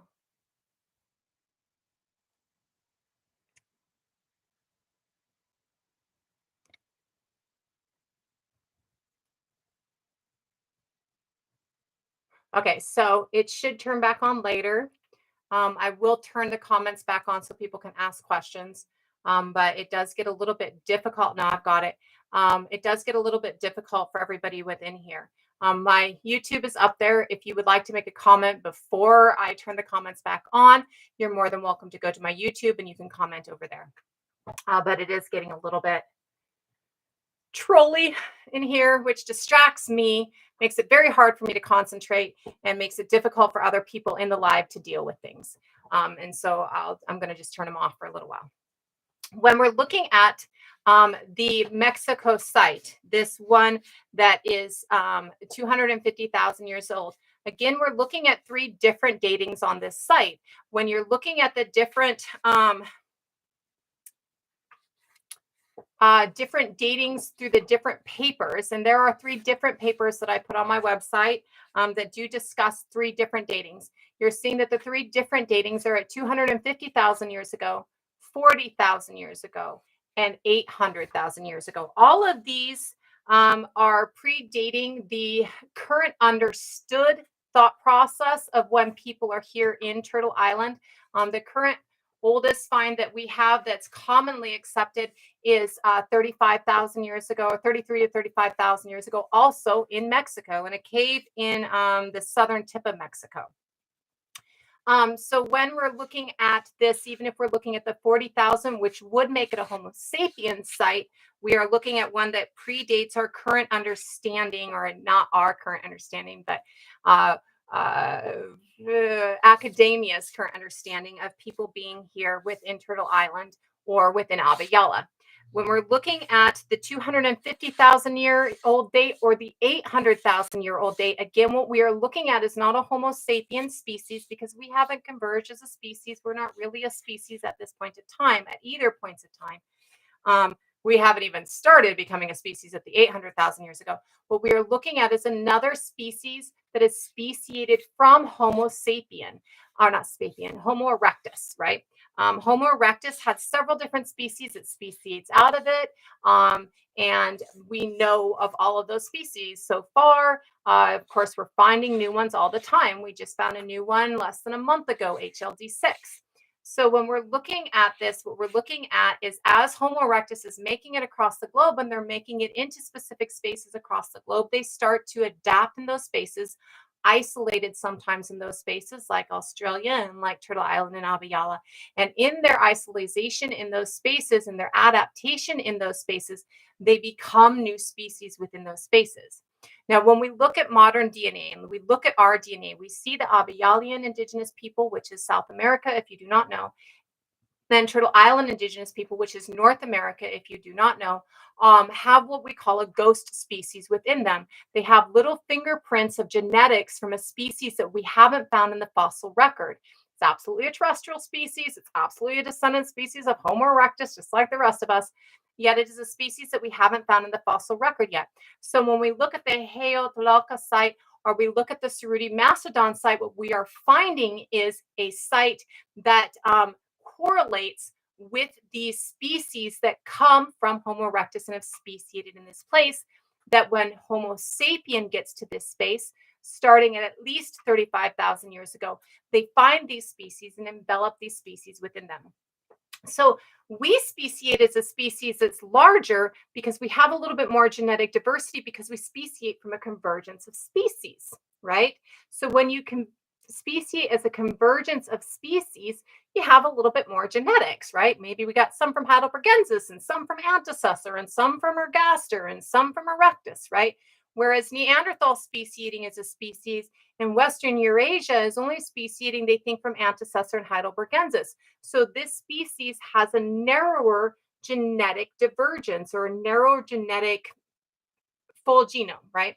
And because of that, we see, and a few other things with Homo Neanderthal, we see that Homo Neanderthal went through two almost extinction events throughout the lifetime of their species, which was 600,000 years, which is 300,000 years longer than we've been around. We see that by the time we meet Homo neanderthalis is very small as a species. And there's about 10,000 of them left, which is not enough to carry on the genetics of their species. They have become significantly inbred by this time. So when they meet us, hey, I need some new genetics. You look pretty. And so we end up mixing with Neanderthal. And that is how everyone on the planet, except for the Yoruba population of Africa, our community of Africa, and the Kwe community of Africa, have Neanderthal DNA pre-colonization. So Neanderthal gets enveloped within us. We now have more Neanderthal DNA on the planet today than we did during the time when they were a species as a whole. Like the entirety of their species is less Neanderthal DNA than we have currently on the planet today because of how much we enveloped Neanderthal within us. We spent 100,000 years living side by side with Neanderthals in the Levant and in the Arabian Peninsula. We got these new tools, we got this new understanding, we do these new things in this time when we're living side by side with Neanderthals. And we are going back into Africa and carrying the genes that we get from our Neanderthal mothers back into Africa with us.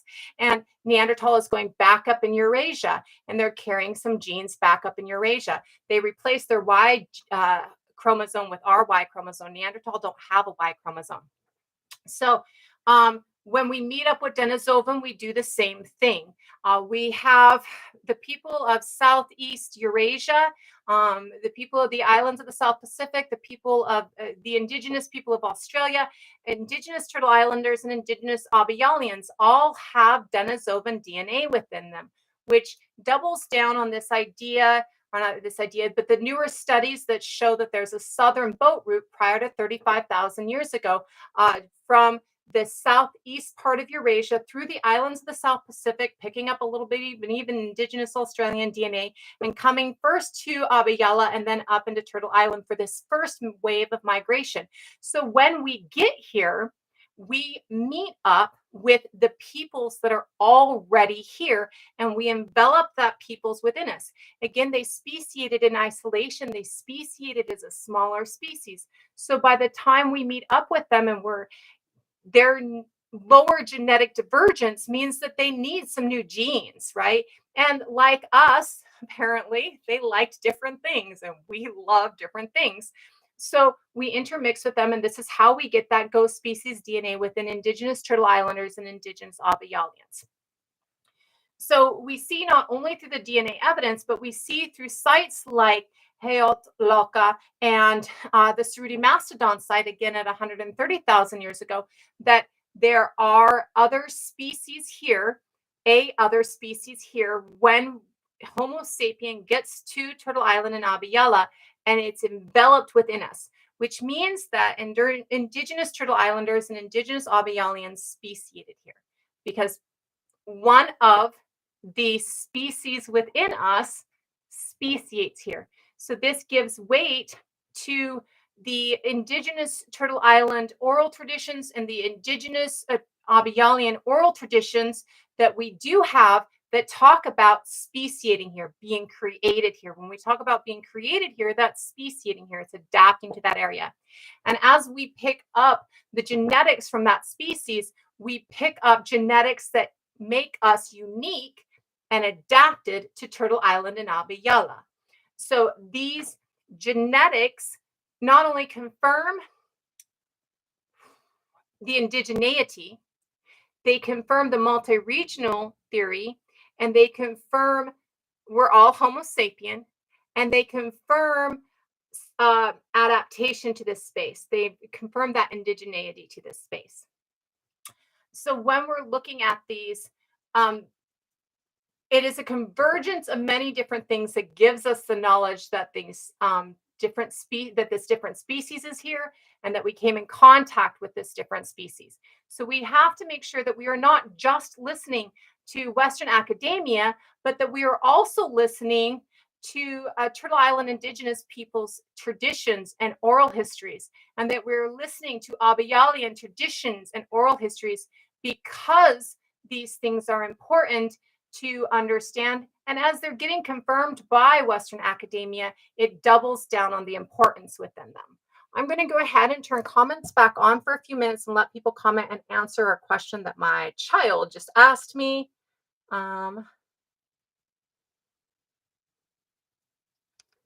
So you're more than welcome to comment.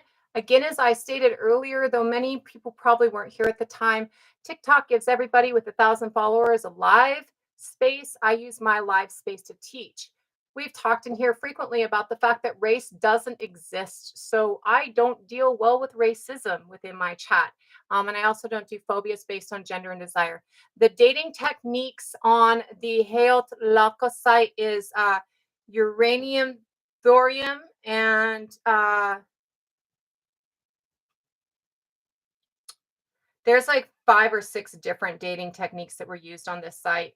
And most of them are using that strontium isotopes, different isotopic datings. And I can't remember the names of all 3 of them for them, because there's several different ones that are being used here. But those are a couple of them. There is some carbon-14 dating of the layers on top of the layers that have the tools in them. And the carbon-14 dating pushes it to 40,000 years to here. Again, this layer is on top of the layer that we are talking about. So any dating on that is going to be prior, right? One second.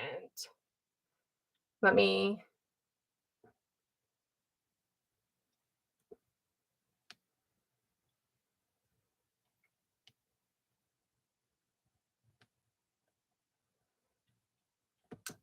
Sorry, I know that paused me. I needed to answer my child's question because they needed their mother. So when we're looking at those datings being prior, it didn't give you any of that. Sorry about that. My kid was texting me and I had to answer their texts. When we are getting to these datings, we're looking at the carbon-14 dating. The carbon-14 dating is from a layer above the layer that we are looking at here. There's actually like 2 layers between it. And the carbon-14 dating is also on bones that are from species of animals that were not speciated prior to, I think they said 40,000 years ago on the species that they're referring to. There are 3 different articles that I put on my website that you can go and take a look at. In these 3 different articles, it's important to note that you might have to kind of get the name of the article and search around to get access to the article. This is academia. I apologize. And that these articles are looking at they're from different times, and they're looking at their different debates. Like, some people are debating one thing and some people are debating another thing. I tried to make sure that you saw a couple of different debates on it so that you can develop your own conclusion based on those, right? Have your Widda time. That's awesome. So I want you to get your own evidence. For me, it's very big that you utilize what I'm giving you to dig further and deeper. I am not giving you in depth information. This is not a college course. I'm not qualified to teach you a college course. It may be an area of focus, but I am by no means an expert in anything. I don't want to be an expert in anything. I'd rather follow the adage jack of all trades is a master of none, but oftentimes better than a master of one. And because I'd rather follow that adage, it's important to note that I'm not an expert, right? I'm giving you information that I have because I feel that it is important information for everybody to have. You should always, always, always be digging deeper. Hey, do you mean Abiyala? Mexico is not in South America. Mexico is in Turtle Islands, so North America. But Abiyala is one of, and I think there's roughly five different terms that I have heard, or I've heard that there's roughly five different terms for South America that are indigenous terms. It is one of those five different terms for South America. I use that one because it's the one I've been taught so far. And it took me a while to make sure that I was pronouncing it somewhat right. And I try and make sure that I pronounce indigenous languages somewhat right. Couldn't care less about English. You'll often find me mispronouncing or misspelling English. It's a bastardized language made up of 10 different languages. So that's okay. But indigenous languages are extremely important. Most of the time, they're trying to be revitalized. And so trying to make sure that I am speaking them properly is huge for us. Just like Turtle Island is one of the terms for North America, obviously translated into English, because they wouldn't have said turtle or island, right? Turtle Island is one of, and to my knowledge, there's about five different terms for North America, Turtle Island just being one of them.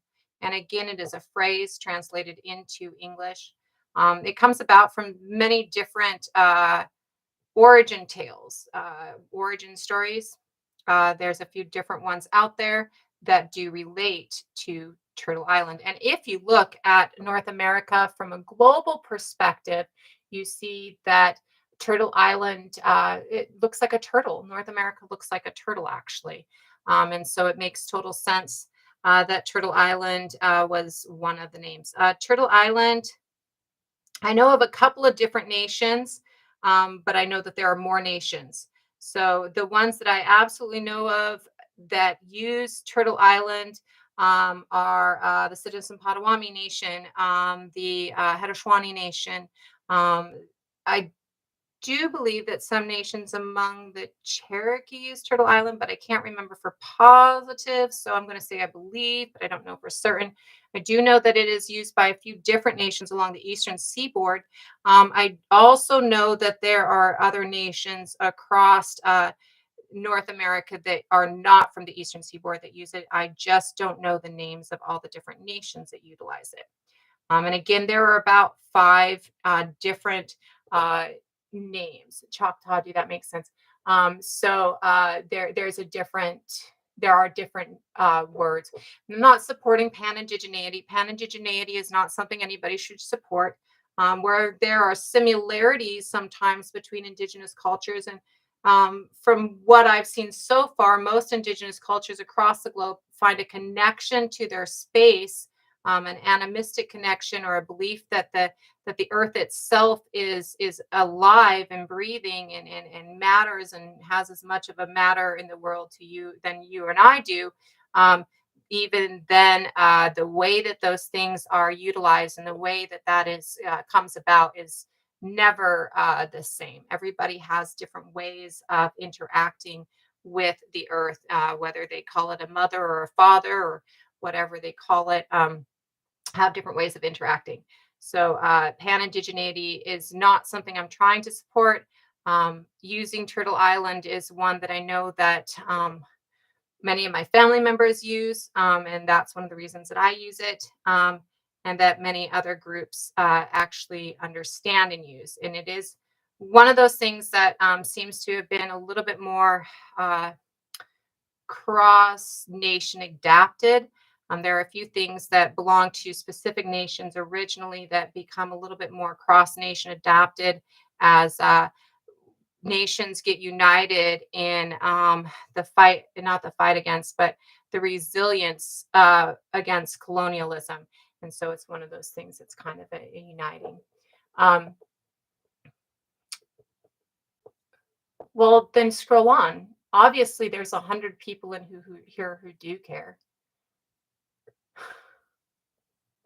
It is getting trolly.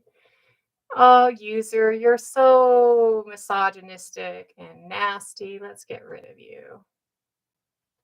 BP is before present. I'm here because my ancestors have been here for, it looks like 250,000 years. Why are you here? So I am opening it up to allow questions a little bit on the subject of the Hueyatlaco site. Then we're going to go ahead and talk about the new find in Zambia that is 476,000 years ago. It's believed that this is a Homo heidelbergensis site because of some of the other things that are found among this site. We're going to talk about that one in just a minute after I allow for questions on the other one. Just because I think it's important for people to have a full range of information on things. And so because it is important for people to have a full range, and because we learn best by questioning things, we learn best by asking questions, by being interested, and by answering questions on things. I'm opening it up for questions for a little bit before I move on to the next conversational thought process.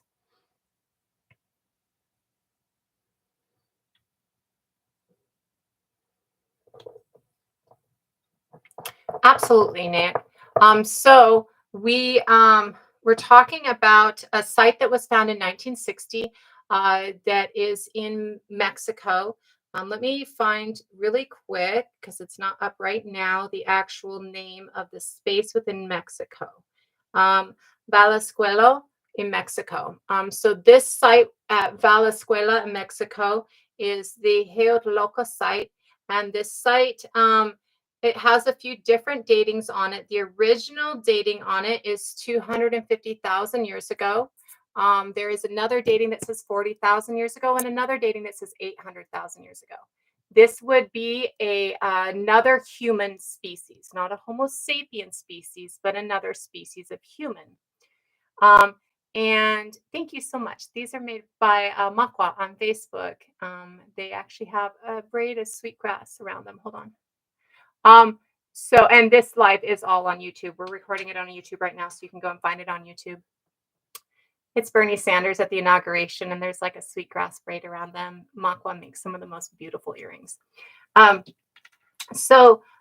This site is below a layer of volcanic ash, and in the strata, which is the layer of soil below the layer of volcanic ash, they found different animal bones, some of which were extinct, by 100,000 years ago.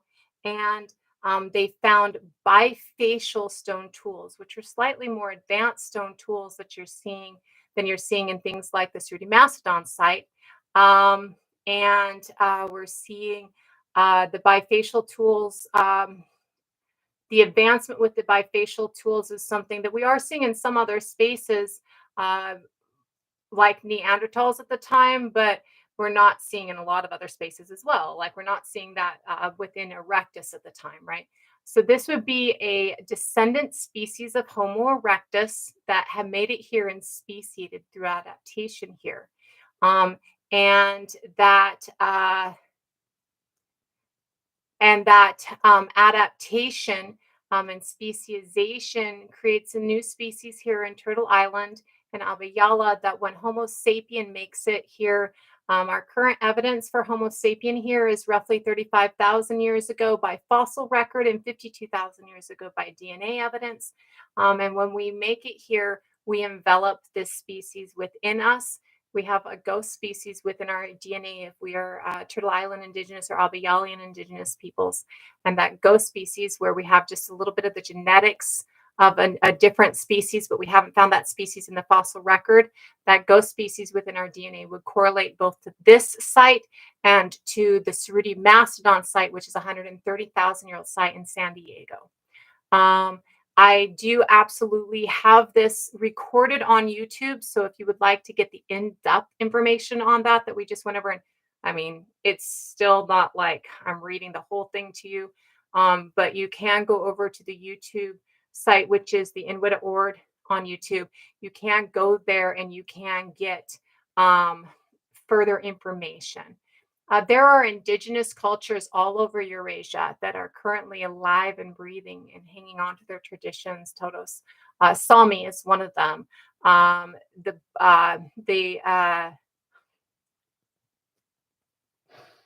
mm, names are slipping my head. I can remember the Ainu, but there's another culture. Uh,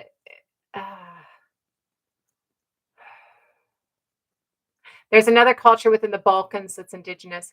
And actually, the Basque would be another indigenous culture that have hung on to their space and their indigenous lifeways for through colonization.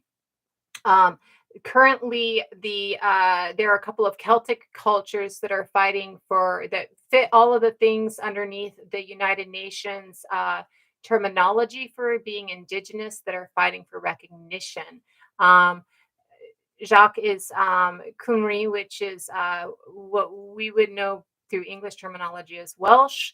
They are fighting for recognition. The Kenwick are what we would know of as the Cornish, and they're fighting for that recognition as well.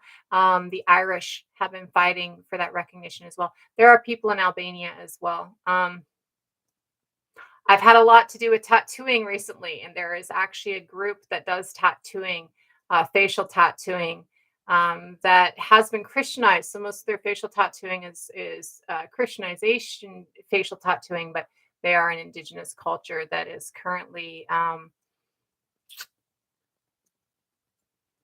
I want to say in like the Russian area, but I can't remember exactly. There are absolutely indigenous cultures around the world who are still fighting against colonization and fighting for recognition. The Sami people are one that many people actually know about, that actually went through a lot of the same things that indigenous Turtle Islanders went through. They have pretty similar to reservations that they have been kept to. They went through residential schools like indigenous Turtle Islanders have as well. And they have been fighting against colonization and against the takeover of people in their regions or of their regions and of their way of life for a few thousand years at this point. Um, Within the UN, there's a difference between indigenous and native. Somebody is native to an area if they have been there forever and they are the dominant governance within an area within the UN terminology. And somebody is indigenous to an area if they have been there forever, but they are not the dominant governance within the area. So the Swedish are native to Sweden, but the Sami are indigenous to Sweden. Um, Actually, I'd have to dig. You can go to the UN site and it will give you the list of what's required to be indigenous. Part of it is maintaining hereditary culture. Part of it is uh, connection to the land that goes back for however long. And then part of it has to do with not being the dominant culture, the governance culture in an area. Like I was just saying with the Swedish versus the Sami, the Swedish and the Sami have been in the area roughly the same amount of time. The Swedish come up from Southern Europe as a dark-skinned, light-eyed group at about 7,000 years ago, and the Sami come from the steppes roughly the same time as a dark-eyed, light-skinned group. So they're roughly the same timelines, right? Though one takes over the northern portion and one takes over the southern portion. So when the Swedish form a dominant governance and start taking control of the Sami people, the Swedish buy UN recognition would be the native culture because they've been there roughly the same amount of time, but they are the dominant governing culture. Whereas the Sami would be the indigenous culture because they have been there roughly the same amount of time, and they are holding on to their indigenous lifeways, or their ancient lifeways, and they are not the governing culture. So there's a whole list of what is considered to be indigenous on the UN site, and the terminology. And as you go through that list, there are different groups across the globe that actually still apply, that list applies to as being indigenous groups that just aren't recognized by the UN yet. In part because the UN is comprised by the governments that are actually in control of them, right? So, like, if the English government is actually part of the UN is less likely to recognize that there are indigenous groups that the English government is still in control of, right? And is refusing to recognize as indigenous because then they have to give back their land and stop fucking, you know, stop the colonialism going on, right? And so there is lack of recognition for certain groups because the controlling uh, factor of the colonizing culture within their space. Right? Um, So let's go ahead and move on to this new find in Zambia. Again, this new find in Zambia is something that came across my airwaves in the last couple of days.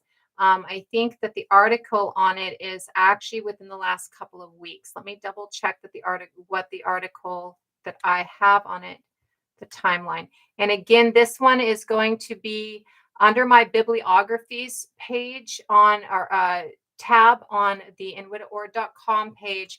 At the very bottom, how old is old? And this, I did the nature article one on it. It's going to be something that you're going to have to like get access to. It's not exactly going to be easy for you to access, but you can utilize that to Google and find another source that you trust. I saw it through a couple of not like accredited journals, and that's how I got the information. And so I didn't want to utilize that source because that source isn't exactly a source that, like, it's not an accredited source, right? So I didn't want to give you guys that one, but you are going to have to kind of dig because the nature.com article that I have on here is one that you have to have some form of a credential to access. Like, it's got a paywall on it. Unfortunately, so many journal articles are behind a paywall, and so I try and make sure that I can give you a way to search them so that you can find access, something that you can access on them. So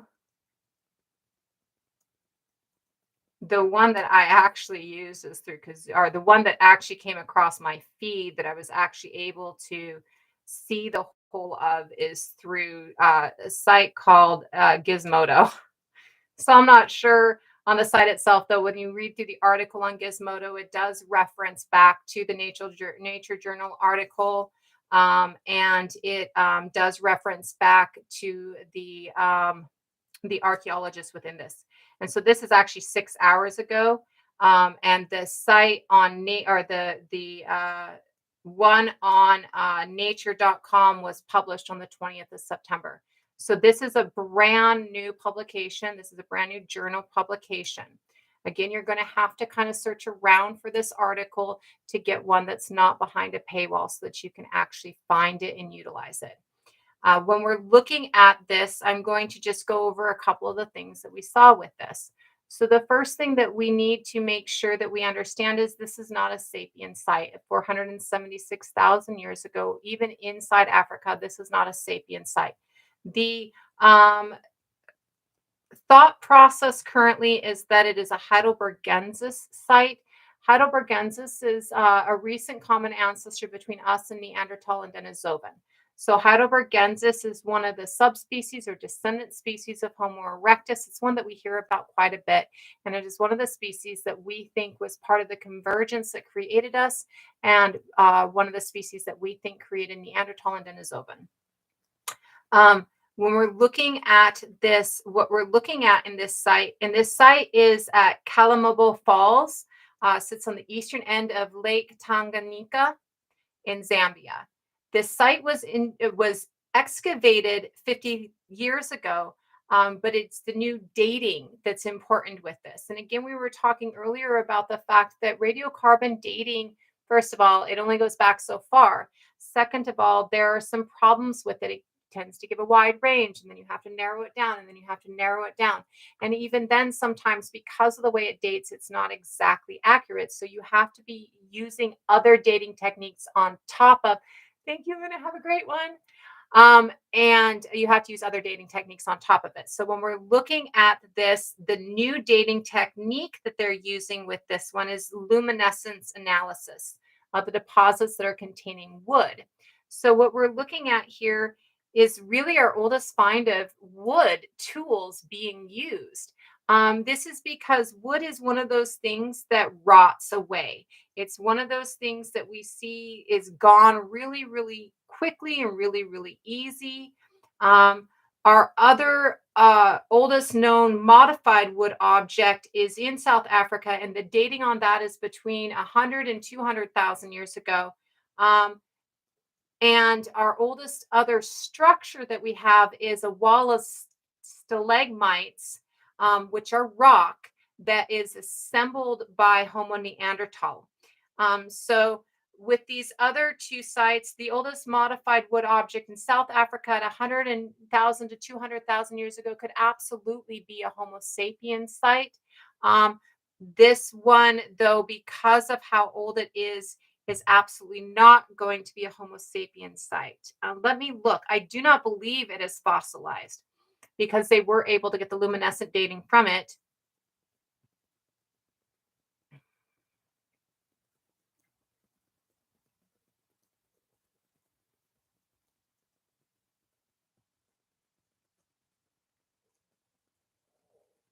And I am not seeing it being entering into a fossilization or into a mineralization yet. So when we're looking at this, what we're looking at is really fucking cool. So let me find the paragraph here. Again, this is a brand new one for me. Just coming out, and so I'm getting just as much information on it as I can. This one, though, it includes logs that are interlocking. So it includes, where is it? I know I have the list right here.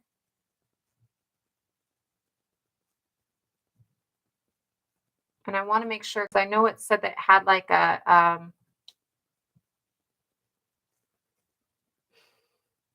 I want to say awl, but it's not an awl. It's that thing that you use to kind of crack wood.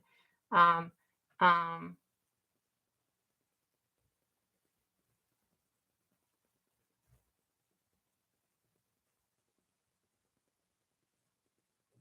and it said, so as soon as I can.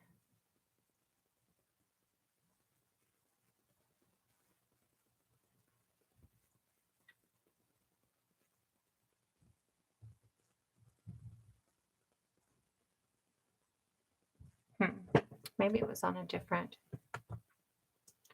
site on it. Wedge. Thank you. Yes, it was a wedge. So there's seat and yes, like cabin style. So it seems that we're looking at something where they're cutting out different sections on the wood to create a interlocking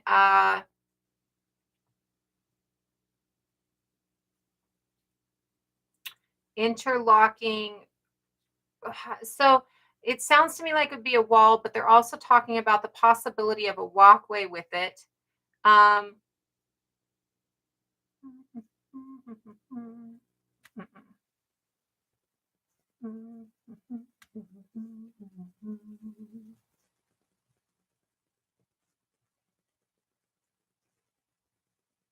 Two interlocking logs joined transversely by intentionally cut notch. So transversely like this, and it's a cut notch within the two separate logs so that they sit together. And they have a wedge They found 4 wood tools as well, a wedge, a digging stick, another cut log, and a notched branch. And so those 4 are from 390,000 years ago to 324,000 years ago. There are, oh no, I'm sorry. Okay, yeah. Yeah, okay. So Ka is thousands of years ago. So this is 476,000 years ago. Two interlocking logs joined transversely by an intentional cut notch. And then at 390 to 324, there's also 4 other tools. And during that time period, the 4 other tools are a wedge, a digging stick, another cut log, and a notched branch. A ghost species is not the same as a missing link. A missing link is going to be something that predates. A missing link is like the last common ancestor between us and chimpanzee, which we do have a couple of evidences of a missing link. There's one at 8 million years ago that's in Eurasia. That's a recent one that's just come across the airwaves. And then there's another one called Graciopithecus freibergi that's at 7 million years ago. The other one was 8 million years ago. I might have said something else. At 7 million years ago in Crete. And Graciopithecus freibergi is considered to be one of the last common ancestors between us and chimpanzee. Chimpanzee and us share the same tribe in ataxia and the taxonomy, but we do not share the same genus, like the genus Homo. So they have the genus of Pan, where we have the genus of Homo. So Graciopithecus freibergi is a missing link because it's a last common ancestor between us. The species that we see within us, like the ghost species or like Neanderthal and Denisovan, are contemporary species because we intermixed with them. And it is species that we had a last common ancestor with because we were able to breed with them, but they are not the last common ancestors. So they're not a missing link. The new human find belongs to anybody.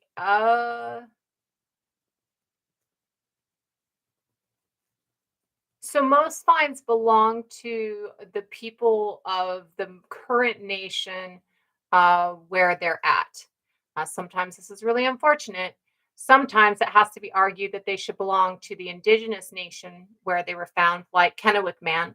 Um, and thank you. And sometimes that happens, and remains are repatriated or things like that. But like the Cerruti mastodon find belongs to uh, San Diego. So where is San Diego? California, right? So it would belong to the state, basically. Though I think all archaeological sites actually are covered by federal regulations, and so it also belongs to the Fed.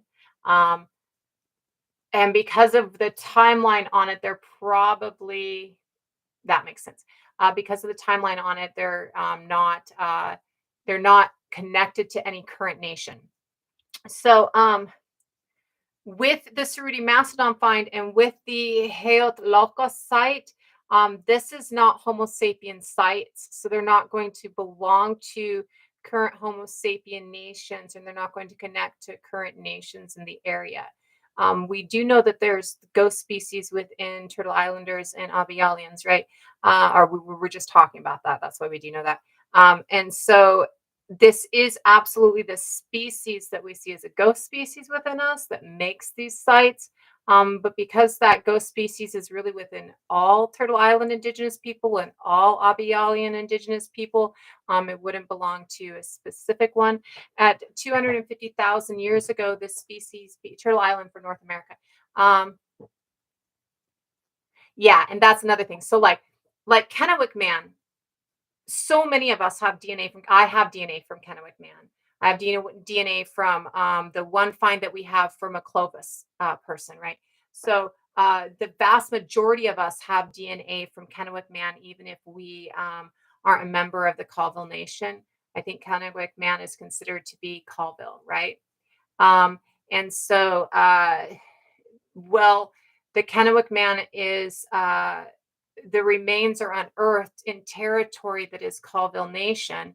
And so the remains were repatriated to I believe it's the Colville tribe. I could be wrong. This might be the Yakima Nation. I'm not sure. Um, but because of the fact that Kennewick Man is found in that territory, they are repatriated to those nations. That doesn't mean that Kennewick Man's DNA isn't seen in many different nations outside of that space, because Kennewick Man's DNA can be seen in people whose nation is from Florida or whose nation is from South America, or not South America, from Mexico, right? And so uh, it's once you get a little far back, it's kind of hard to distinguish. It's not that it belongs to one, it belongs to all, right? Because the DNA is there in all of us. And when we get to whatever species that is the ghost species within us that created the this site and created the Cerruti Mastodon site, we see that ghost species in Turtle Island Indigenous people as a whole, and we see that ghost species in Indigenous Aboriginals as a whole. So we can't connect it to a specific current nation of Indigenous Turtle Islanders or Indigenous Aboriginals based on that ghost DNA. We have to connect it as a broader space, because we have nations that are in that area. We can repatriate things to those nations within that area. We should probably recognize, though, that it's everybody's grandfather, not just, one nation's grandfather in that specific case, especially when we're talking about species that predate Homo sapien here in Turtle Island and Aviala. And again, they're species that we do see within our DNA. So we do know that we intermixed with them and that they became a part of us, which really supports a lot of Turtle Island Indigenous oral tradition and Avialian Indigenous oral tradition, right? So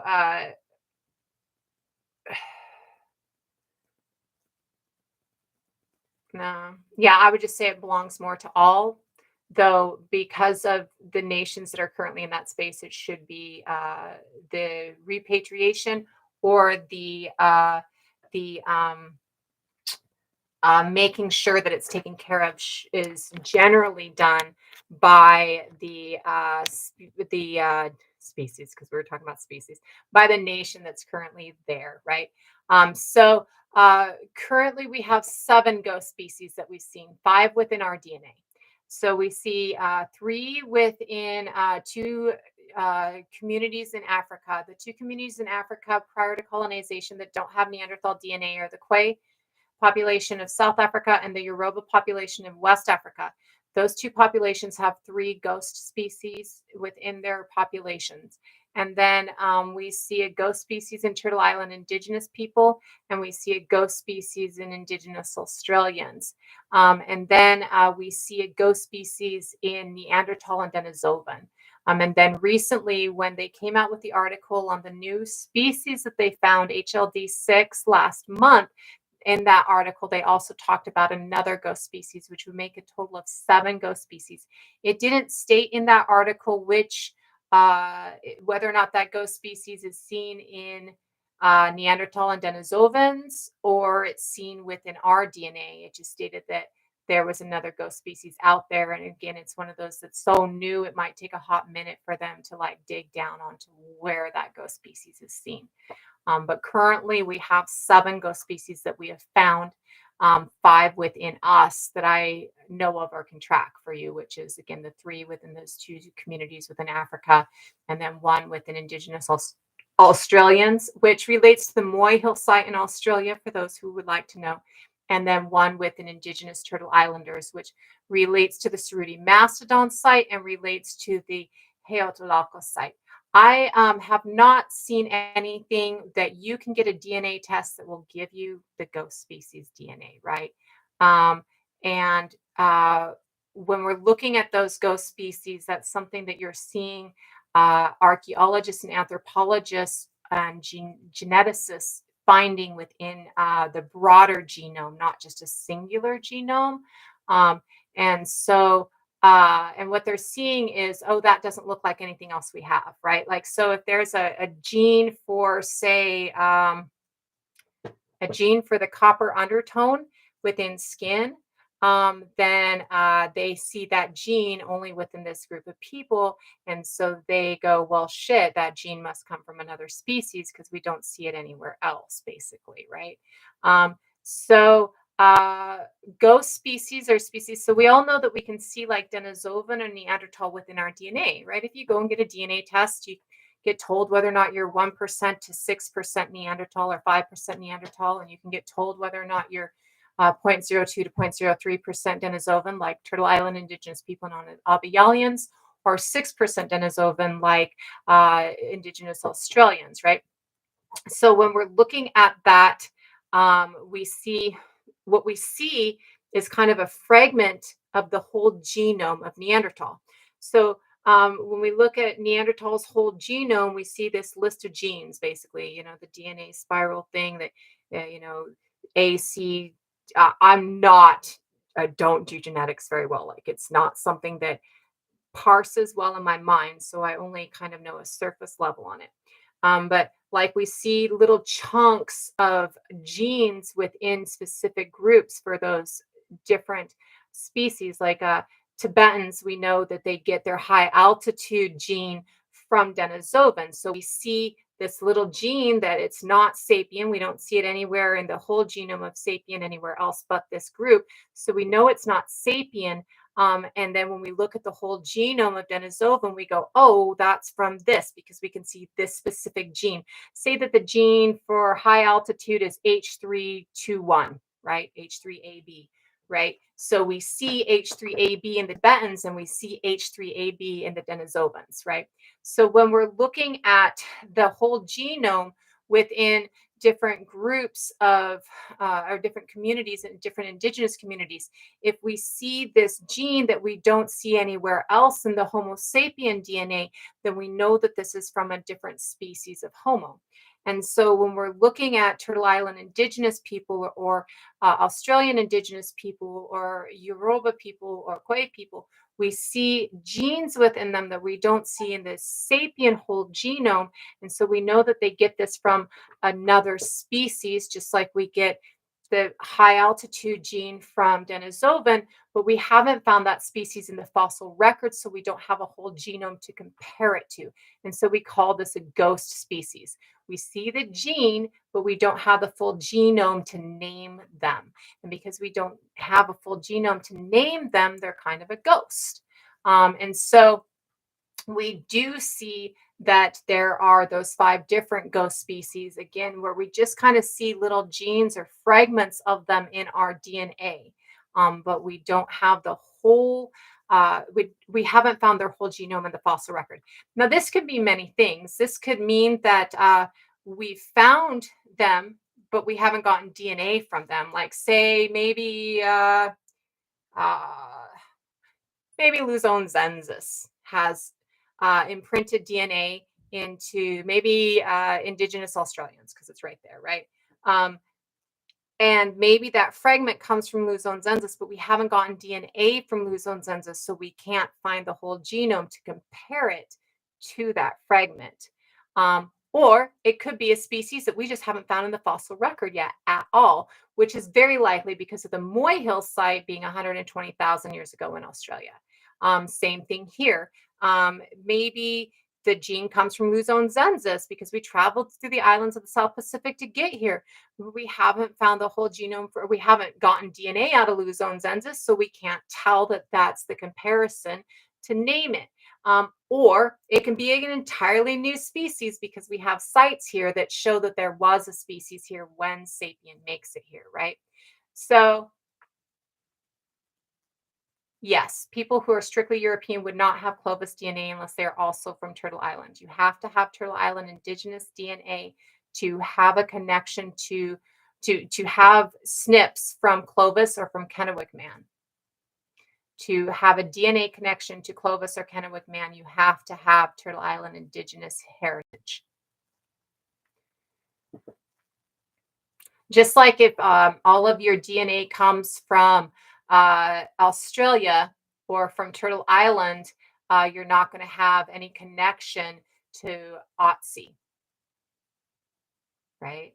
So if all of your, if you are only Turtle Island indigenous and you take your DNA and you upload it to one of the sites that will compare you to the archaeological finds like Otzi, then you're not going to have a connection to Otzi, because Otzi is 5,000 years old from Turkey, which is the newest thought process on it. Haplogroups present and mix people like us today as everything you can find. Like, I have one of my sites is the My True Ancestry site that I use. And when I go on that site, it will break down your haplogroups for that site. And when I look at my haplogroup, it's like all of them. Like I've got X1 and X2, and I've got H and R, and like it's just all of them. Like you can just see all the haplogroups. So if you're mixed, you're going to have a whole bunch of different haplogroups. The haplogroups trace your genetic lineage through your mothers and your fathers, right? And so if your mothers come from, if you're female and biologically female, and so the only haplogroups that you have are X chromosome DNA, yet your biological ancestors, your mothers, come from everywhere across the globe, then you're going to have haplogroups from everywhere across the globe, right? That's not true. You have multiple haplogroups. If you are mixed, you have multiple haplogroups. If you're not mixed, you might not have multiple haplogroups, but as long as you're mixed, you have multiple haplogroups. That's just kind of how that works. And I mean that, like, I look at my sites and I've got all of them, right? It's not impossible.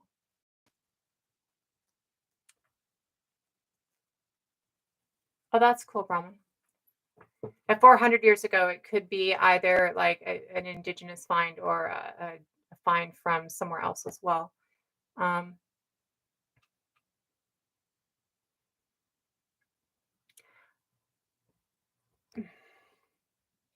Sharon, are you saying Malta again? I don't know really anything about Malta, to be honest. Oh no, Silver Fox is talking about Malta. I don't know anything about Malta. Um, uh, uh, the other one, I mean, that's just being mixed, right? That's just having a lot of different ancestries. No. Siberian DNA and Native American DNA are completely different DNA. You do not see C1 mitochondrial DNA anywhere in Siberia. You do not see X1 mitochondrial DNA anywhere in Siberia. You see X2 mitochondrial DNA that shows backward migration, but you do not see forward migration. Then the idea that we came from Asians is false. We moved. Oh, I'm sorry. I'm not sure what I was saying at that time, Mommy. We moved through Southeast Asia to get here. Yet at the time we moved through Southeast Asia, it wasn't populated by Homo sapiens. And we certainly didn't stay there and then leave our ancestors there and come along. We see that as we're moving through Southeast Asia, the groups that are currently in Southeast Asia have only been there for 50,000 years. And our DNA shows that we split with those groups at 52,000 years ago for Turtle Island indigenous people. So while we move through Asia on our migration out of the Levant area and the Arabian Peninsula, as we're moving through Asia, that doesn't mean that we're Asian. It doesn't mean that we stay there. It doesn't mean that we have anything to do with the Asian people that are currently there. It means that we migrated through land to get here. And that we've, the DNA says that the break is 52,000 years ago. The oldest sapien evidence here is 35,000 to 45,000 years ago. So There are at least 3 waves of migration here. Some of them are later. Some of them are so like the Bering Land Bridge isn't the migration across the Bering Land Bridge happens, but it's a backwards migration and a forwards migration, right? There's already people here in Turtle Island. There's already people in Northeast Asia. And when Beringia is a continent because of the glacial maximum, those two people are living together on the continent of Beringia. People are coming up from Jeddah. Chris, through your thought process, I can only have 2 haplogroups, correct? One through my father and one from my mother, correct? That's what you're stating. That and do you know what a haplogroup is? Do you know what a haplogroup defines from? Can you tell me what a haplogroup defines from? Um, in that time that we are living in Beringia, we are getting this. There's migration this way and migration that way. The horses are going that way. That's when the horses go to Eurasia because the horses start in America. The camels are going that way because the camels start here as well. So when we're seeing that migration, we're seeing that that migration goes both ways, right?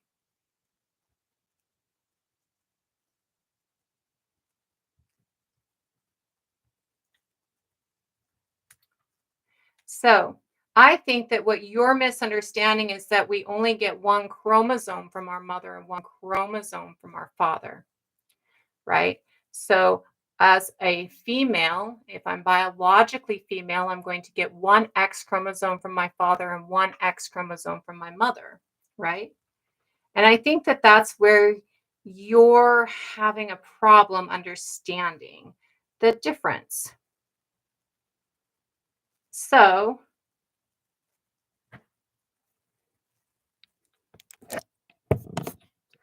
I don't need to look it up. I have studied this field and have degrees in it, right?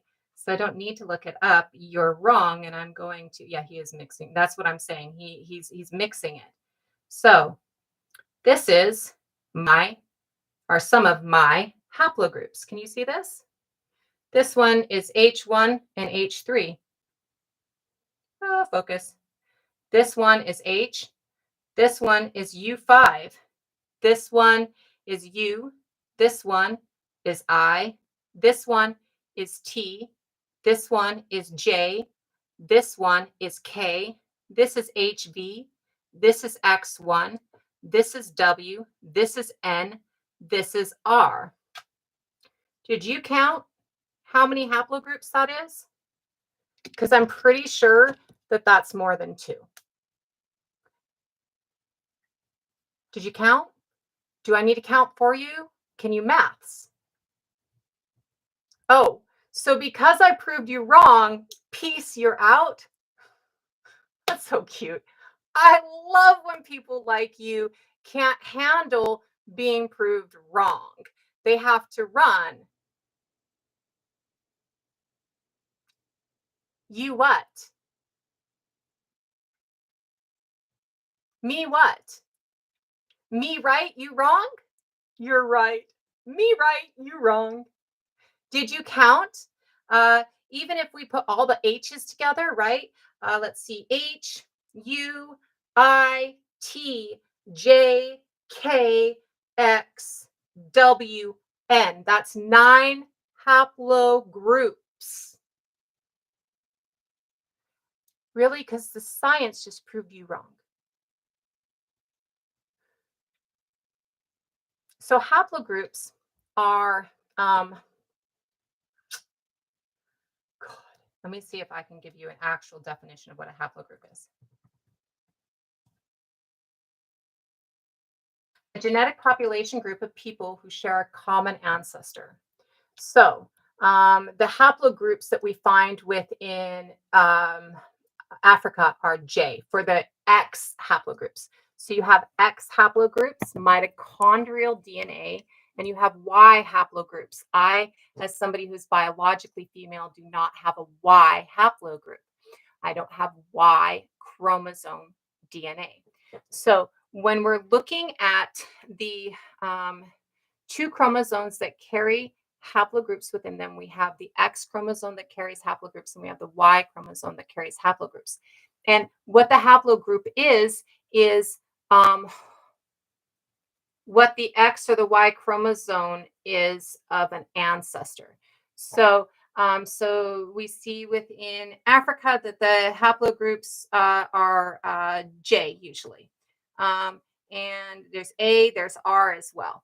And so, and that's Y. R is R1B is a Y haplogroup. So when we're looking at we use these to trace genetic lineage. We use these to trace migration patterns. We use these to trace where your parents and your grandparents were from. The Y DNA for the pigs comes from Turkey. So we know that it comes from Turkey because in Turkey, we have the highest concentration of the Y haplogroup that is associated with the pigs. We see the highest concentration in Turkey, and then we see a concentration of that Y haplogroup in the Iberian Peninsula, and then we see a concentration of that Y haplogroup within the pigs. So this shows a migration pattern of the Pictish people from Turkey through the Iberian Peninsula, where they left the Pictones, up until Scotland, where they become the pigs. So when your mother has the haplogroup that they pass on to you, they get that haplogroup from their mother and their father. So if so my father's X haplogroup comes from his mother, but that X comes from a combination of the two X's within his mother. So my two X's will combine to make an X that I pass on to my daughters and pass on to my sons. And it will combine differently each time it passes. Even if it's two daughters each time it passes, it will combine differently. And when we see that combination, it's not like it takes the bottom half and the top half. It might take a little 25% here and 75% here. It combines differently, right? And then I get one from my father and one from my mother. And again, my father got his X from his mother, a combination, but he passes that X on directly because he only has one X, so he doesn't combine it. The Y, you only get one, so the Y only passes on directly as well. It's not a combination of two haplogroups like the X is. So when you're looking at the way that haplogroups are combining, if I have a mother who is, say, K haplogroup, so her mother was K haplogroup, and her father was, and her father's mother was H haplogroup, she's going to have an HX and a KX. And when she combines those two X's, I'm going to have haplogroup K and haplogroup H, right? For the mitochondrial DNA. Now, if I'm a male, okay, my mother might have two separate X's, one from her father and one from her mother, and she has a K haplogroup from her mother and an H haplogroup from her father, and so it's going to combine. And so as a male, I might have an HKX and an R1Y, and so I would have three haplogroups in that case, right? So you the haplogroup, when we talk about things like mitochondrial Eve and things like that, the haplogroup denotes that kind of mitochondrial Eve. It's tracing your lineage back to the original combined combined chromosome, right? So if a woman has three daughters, each one of her daughters gets a different combination of her X and then the X from their father. So each one of her daughters is passing on a different X. Now, if only one of those daughters survives to pass on her genetics, she becomes a mitochondrial Eve because she is the originator of a new haplogroup, right? So when we're looking at haplogroups, you can have multiple haplogroups. If you have multiple places of ancestry, if you have multiple genetic lines, Now, if your family has been in Kumri this entire time and you've never left Kumri, you might only have two haplogroups. You might even only have one haplogroup if that's the case. Like say you're female in Kumri and your family's been in Kumri this entire time. And so maybe you have God, I don't even remember what I think it's K. So maybe you have K from your mother and K from your father's mother. So maybe you only have K, right? Um, but it is definitely not that you only get two. It's a combination of alleles that are closely linked, and they are identified by a number, and each has an originator, which we call a mitochondrial Eve or a Y atom.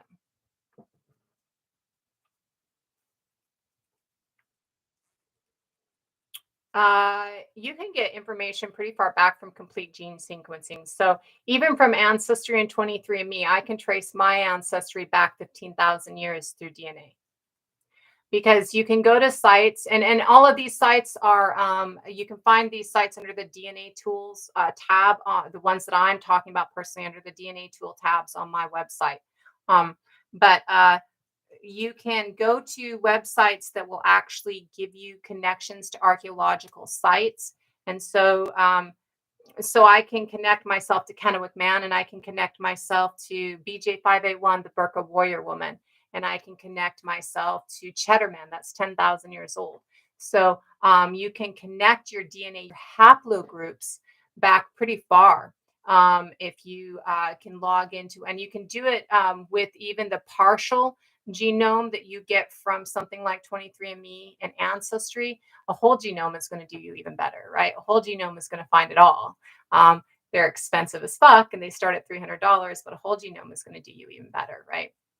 So you can absolutely, through a whole genome, get pretty far.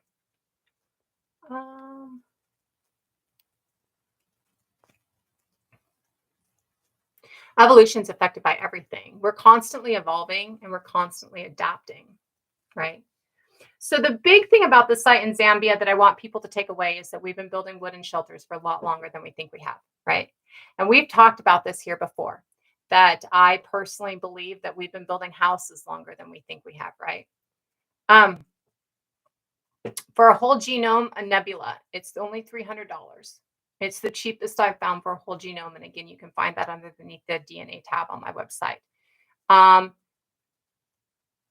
When you're going for something inexpensive, any of them will work as long as you understand it's not giving you everything. It's just giving you a little bit. I mean, Bala, I don't know about you, but I can trace my history back thousands of years, and I know what each of those cultures did and how each of those cultures acted. And I mean, shit, I'm telling you about how cultures acted over 400,000 years ago, right? So, I think that it depends on where you're at, right? Yeah, digital. So if you actually have enough, so you can go to my website, the widdaord.com website, and there is a DNA resources tab on that website. And there's a couple of sites that I've used. Oh, I don't think it's on there. It is not. So on the bottom of those three sites, it's on mine. If you click on that one, that's your DNA portal. And that one has a website or has a, let me see if I can do it this way. It doesn't want to do it that way. Oh, come on. Or my DNA portal or my true ancestry. Sorry, there's like three there. So my true ancestry is the bottom one on that DNA thing. And if you go in there, there is a tab, and I'm going to tell you where that tab is. And on that tab, it'll give you links to several fold genomics. It says DNA testing across the top of that. And on that tab, Nebula Genomics, is a whole genome, and it's saliva based, and it used to be 300. I'm looking at it right now.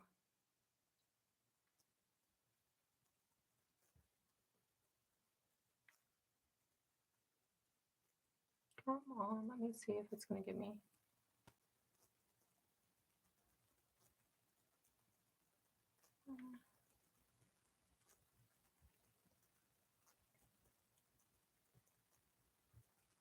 It should be about 300. I'm not getting the price on the main site. I'd have to like go in but it should be about 300 off of that site. And then you can get like a 10% off if you use the other site as well. That's a really good full genome. Here it is. So say their whole genome sequencing, their basic one is 249 right now. They have an ultra deep that is, they have a full genome for $99 right now. Holy shit.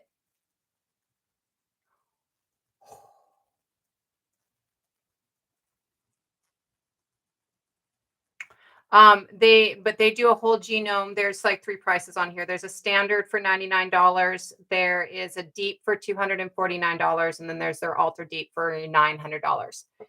Yeah, Nebula Genomics, nebula.org. Let me put that just in chat here.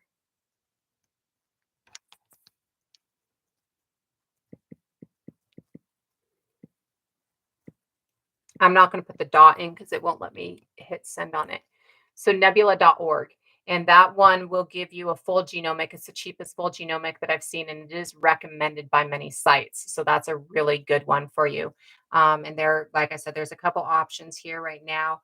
If I were you and you have the money, I would go with the deep. You don't need to do the ultra deep. I mean, you can if you want to, and you've got the money, right? But if you have enough, I would go with the deep.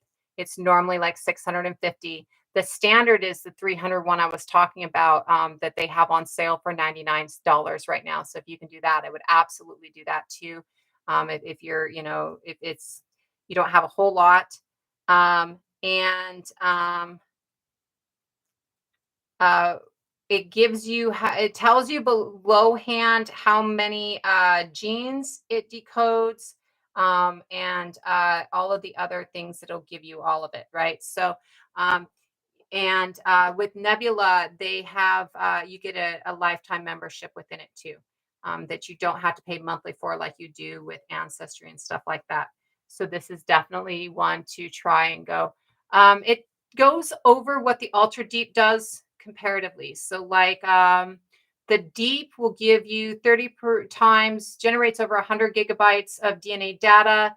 The ultra deep does generates over 300 gigabytes of DNA data. The regular one generates 2 gigabytes of DNA data. The ancestry report on the ultra is deep ancestry based on Y and mitochondrial. The ultra is deep ancestry based on Y and mitochondrial, whereas the basic is a basic on autosomal. So it's not going to be through mitochondrial and Y, it's going to be the whole genome sequence. So it's autosomal. It's not the, it doesn't look at just the X or just the Y. And then like one is ultra high accuracy. The $249 decodes all 20,000 genes, whereas the $99 one does not decode all genes. And so I would just look through them and see which one you want on it. And go from there, just because, it'll give you a few different information, thought processes. I mean, trying to come up with money for a surgery for my cat. So if you want to send me money, there's there's a video on my thing that has my my Venmo and my fucking Cash App. I don't normally do that, but if you want to send me money right now, I'm totally down because I kind of could use it. I have to get an emergency surgery on my cat. But I am not needing consulting fees either. It's not, definitely not a necessity, but I'm not going to turn it down right now, right? Like it's one of those times that I just can't afford to turn it down. but it's definitely not a necessity. I don't come in here looking for money. I'm here to try and help you guys have better understandings. And not that I think that you guys don't have understandings. I gain plenty of understanding myself. Just that I know that there are things that I know that other people haven't been able to find yet. And so I want to make sure that they have those things, right? Uh, I'm also anti-capitalist, right? Like, so I have to live within a capitalism society and like I have to pay the vet, right? So there are times when money is a necessity because I can't get away from it, but I never really search for it, right? And I get plenty out of teaching people. Like I'm here to teach, and what I get out of that is safety for myself, right? The more people who understand that we are innately nurturing and we are innately communal and we are innately creative, the less people that are going to be attacking me when I leave my house. So what I get out of it is safety and communication. Like I love humanity. I have a deep love for humanity. I'm pretty fucking scared of humanity most of the time, but I have a deep love for humanity and a deep compassion for just how much we think that we're the problem and how hurt we are right now and how depressed we are right now. And so I want to make sure that, people are able to walk through it and get through the other side of late stage capitalism because late stage capitalism sucks ass, right? And so I'm not here for the money of it. I could absolutely I'm a disabled vet. So, like, my money comes from my disabilities. And so I could absolutely use things, but it doesn't necessarily mean that I'm seeking it out. I would much rather reciprocity happens. I would much rather the knowledge is carried out there so that more people can understand so that I'm safer in the long run, so that we're all safer. Awesome. That would be amazeballs. So I am going to go ahead and go though, because we're on 3 hours and I am still coming off of COVID. Today is like my first day I've been able to leave my house because I'm no longer contagious. And my kid wants me to run them to the bank. So I'm going to go ahead and take off. I want to remind everybody, and we didn't really go into this today, but biologically, we are a nurturing species. Biologically, we are a communal species. And biologically, we are a creative species. Because we are biologically nurturing and communal when we live in a society that is sick, that does not nurture, that teaches us to be anti-nurturing and teaches us to be anti-communal. Most of us have a tendency, if we're healthy human beings, to feel depressed. We have compassion and we have empathy and we see everybody around us in pain and we're being taught that community is a bad thing, right? So when we're dealing with that, if you're dealing with depression, if you're dealing with anxiety, that is a healthy reaction to the world around you. So hang on, and realize that you're not the problem. You're actually part of the solution. Because when we can understand that this isn't healthy, and when we're having healthy reactions to a sick world, then we understand that we can change the sickness, that we can adapt the sickness, that we can make the sickness go away. This is what I'm here for. This is why I'm doing these things, so that I can get you to understand that you are nurturing and you are communal. And because you are nurturing and communal and creative, you have the ability to step into that role and make these changes within humanity. What we're dealing with is 10,000 years old, and we're 300,000 years on this planet. 290,000 years we weren't killing each other. 290,000 years we weren't robbing each other blind. 290,000 years we weren't exploiting each other. And the reason that we're doing these things now is because there's a government up there. There's narcissistic god kings who are hoarding everything they can, right? And if we can understand that the reason that we're othering people, the reason that we're not communal, the reason that we're not nurturing, the reason that we're scared, the reason that we're dealing with all of these things is because as long as they can keep us fighting each other, we're not overthrowing them. As long as they can keep us believing that we are the problem, we can't recognize that they're the problem. As long as they can keep us thinking that everything else is a problem, we can't recognize that they're the problem. We can get rid of this. Land back always. Return Indigenous governance and tending to the Indigenous communities around you. And ensure that the Indigenous communities around you, method of reciprocity, method of community, method of nurturing comes back to the forefront, and we can get rid of the narcissistic god kings that are hoarding everything through exploiting you and exploiting fear, and we can return to the time before 10,000 years ago when we were actually taking care of each other and the planet. And if we can return to a time when we were actually taking care of each other and the planet, we'll no longer be causing our own extinction.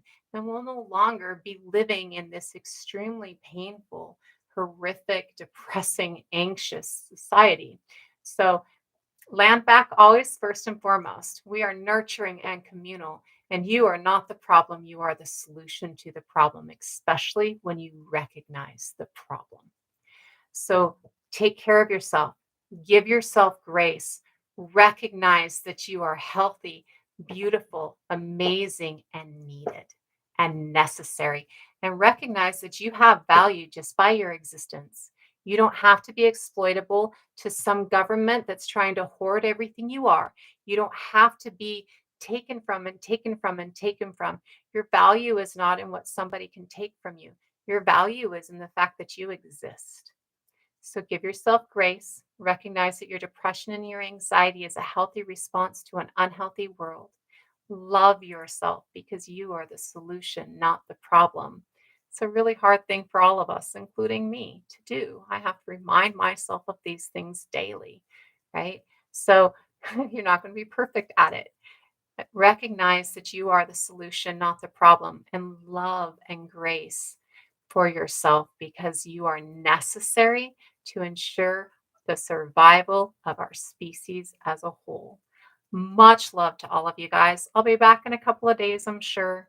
And take care of yourself and those around you because that is what gives us the greatest joy is taking care of ourselves and those around us. Never taking care of yourself to supplant other people's needs, but ensuring that everybody is cared for because if we can care for each other, we can care for ourselves as well. Much love, big love to all of you. Take so much care of yourself and give yourself grace. You are necessary, you are needed, you are valued. Much love. And I will be back.